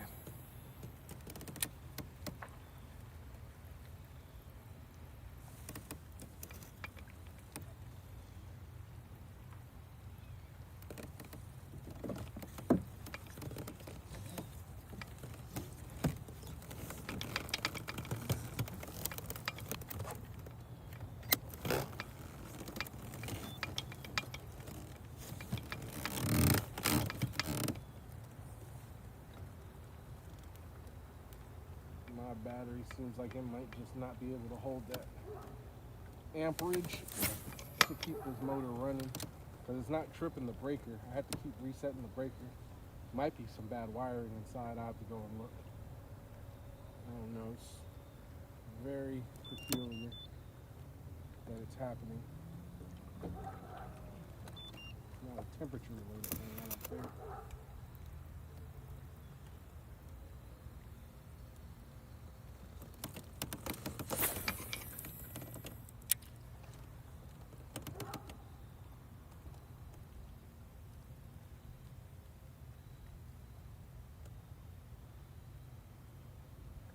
But yeah, how have you been, Waves?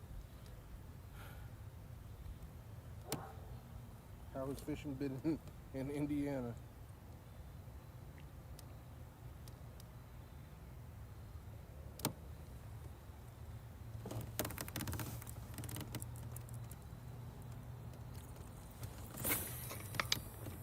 You guys are starting to get cold.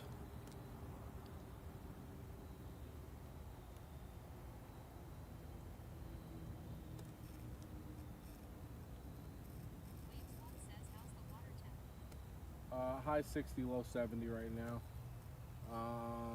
I'm sorry, high 50, low 60. I'm at 60.2.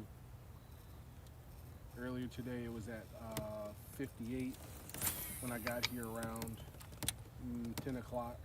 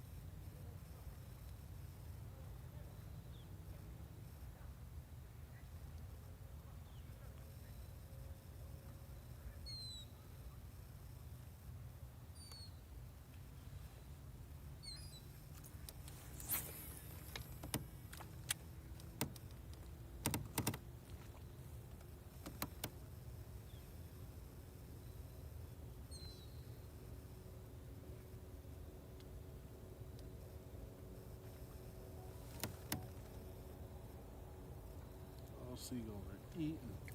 That bait is everywhere.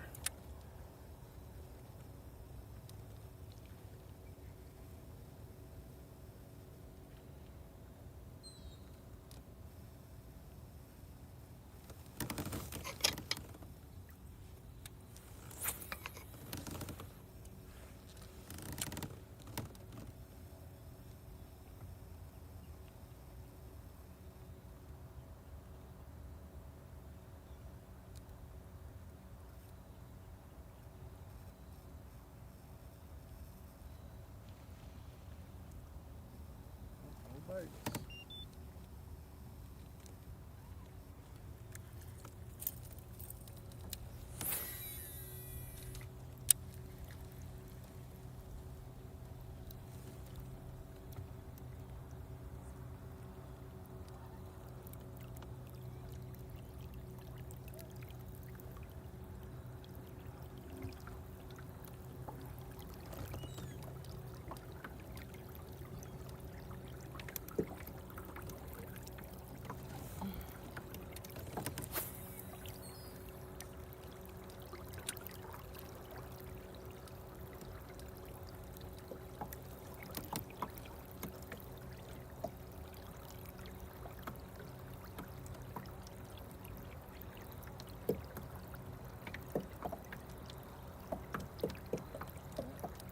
The residual full moon tonight, so they're going to eat really good again.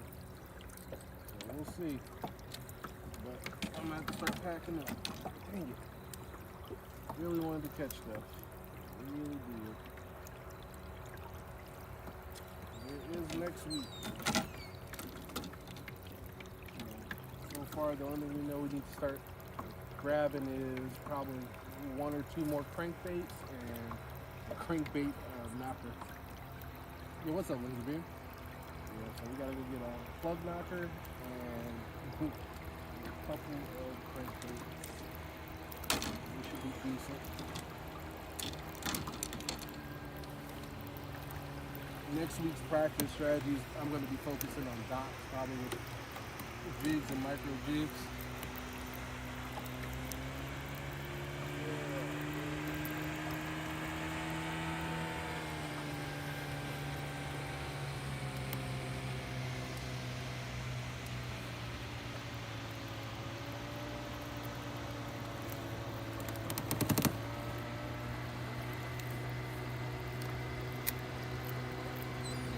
So right now, waves 20 feet. The top 10 foot of it is just bait. Hence why there's so many seagulls. Some of it has fish under it trying to eat. Like you can see bigger dots, but for the most part, man, it's just an overload of bait. Right under the boat, it's so concentrated that it goes from brown, meaning like open dead space, to yellow, meaning some, to orange, meaning, you know, a nice congregated group, into bright yellow, which means like damn near concrete. That's how thick the bait is. Almost looks like concrete bottom. It's so much bait that it looks like the bottom of a hard bottom surface. So right here, it's just open. There's nothing here. No bait, nothing. So good to know that between 18 feet and 12 feet is probably going to be bait.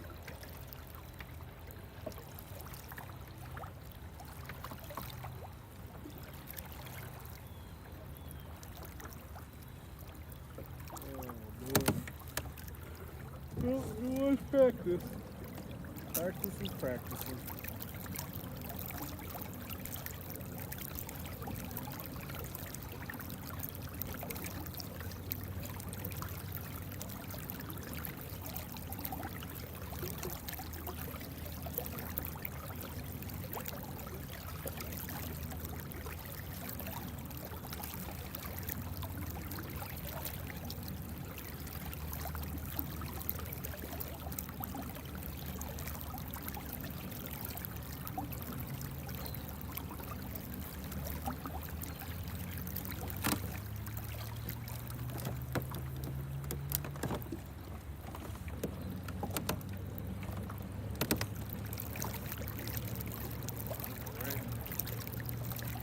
So, on that note, everybody, I'm going to call it.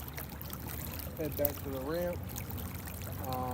If I get out next week, I'll probably post it on socials or what day we're going to be out for practice again. Like I said, we're going to go to another ramp, one that I fished way back in the day. What was that, 2021 or 2022 when Sea Dye came down? We're going to go to that ramp and go check it out. But thank you all for coming in. Make sure you guys go check out Carolina Basco, carolinabasco.com. Go ahead and check out the merch store. And man, thank you all for watching. I'm gonna see who else is online and throw it over there. For all my YouTubers that were watching, man, thanks so much for stopping by. Appreciate the support. I have to go back and look at the YouTube screen and see how it's working. But greatly appreciate it. Y'all have a good one.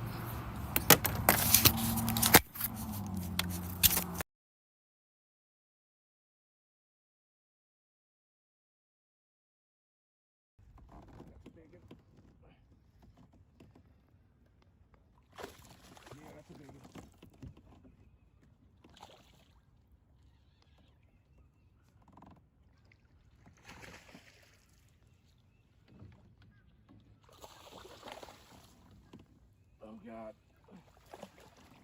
Come here. Damn. Get in there. Holy shit, you're big.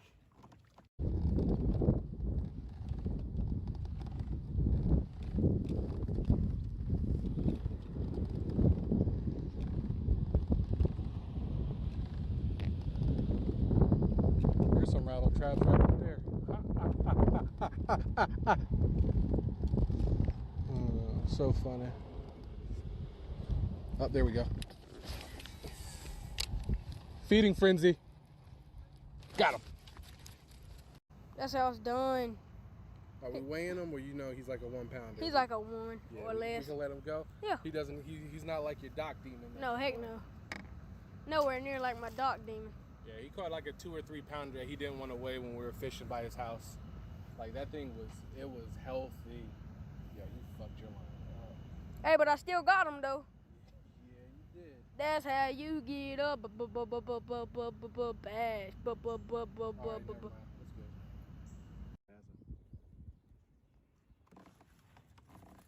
Yep. That's a big one. Yeah, that's a big one.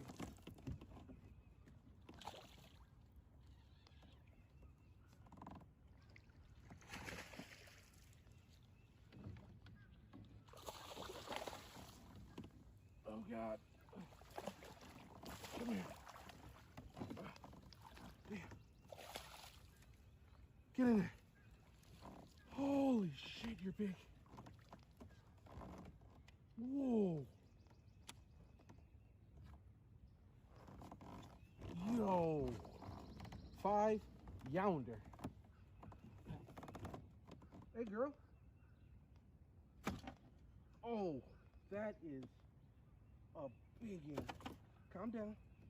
Where'd I got you at? Okay.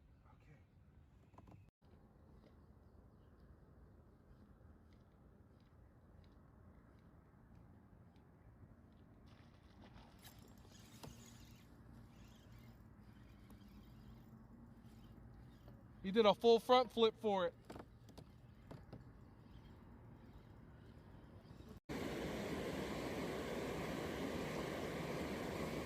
Oh, shit.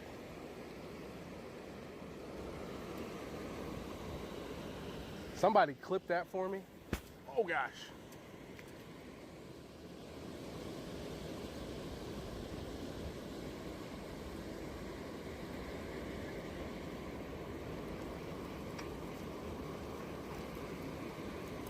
It missed it. It wasn't me. Where's my... Oh, my God. Right on the lip, the way it's supposed to be. Well, hello there, my vegetation mamacita. There you go. We got it.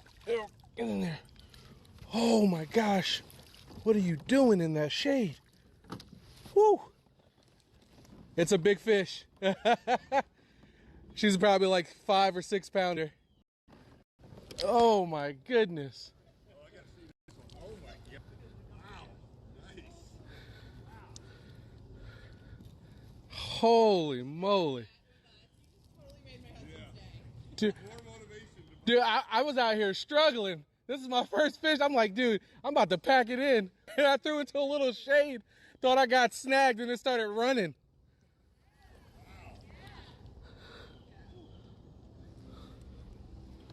Holy moly.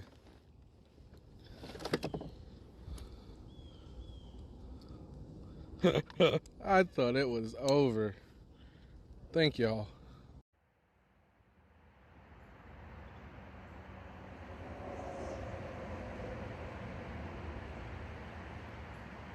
Oh, he's on the minnow again.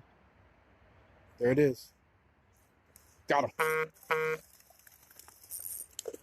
Ugh. All right, we got the male.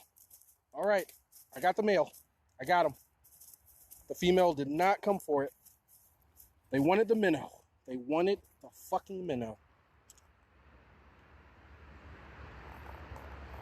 All right, here's that healthy male.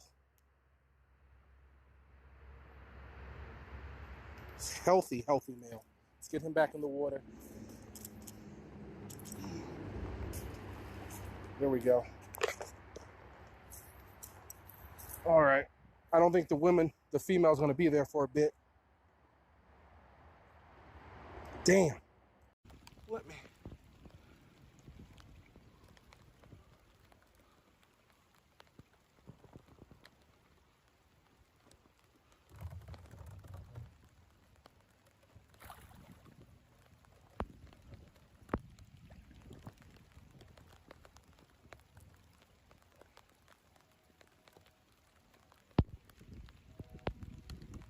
Score tracker.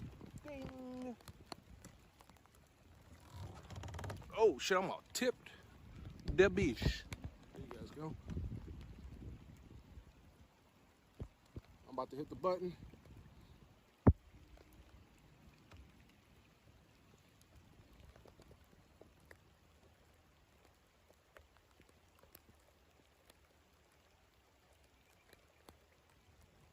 All right, little lady. Catch you later.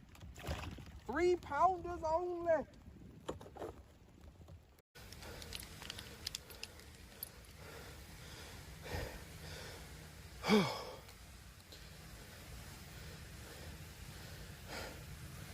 right.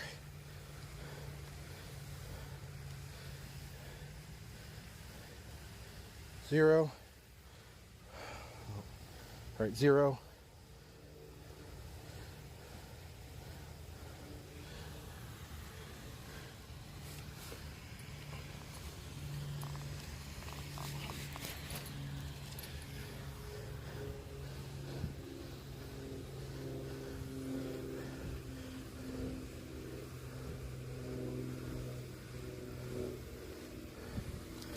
£16, 4 ounces.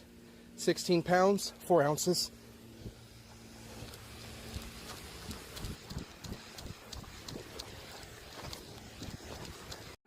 Come on. Whoa, this thing is huge. Come on. Oh, got you, big boy. Yo, you got a mouth of a monster. Perfect hook. Oh, that hurts. Oh, yeah. Another big one. Another big one.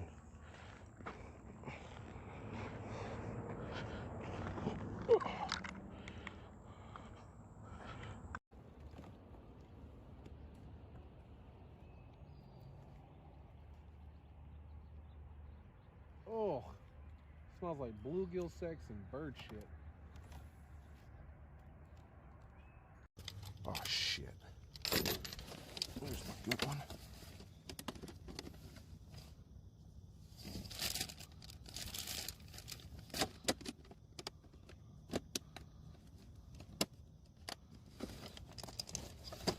There we go.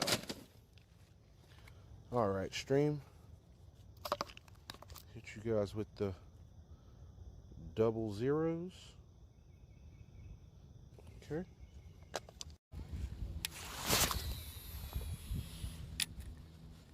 Come on.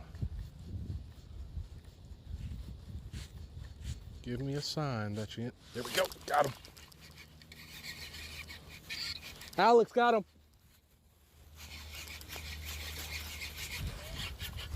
Yep.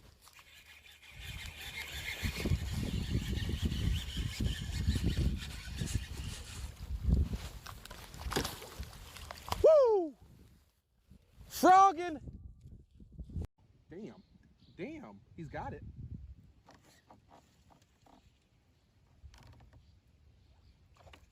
Catfish. Had to be a catfish. Had to be. God damn it.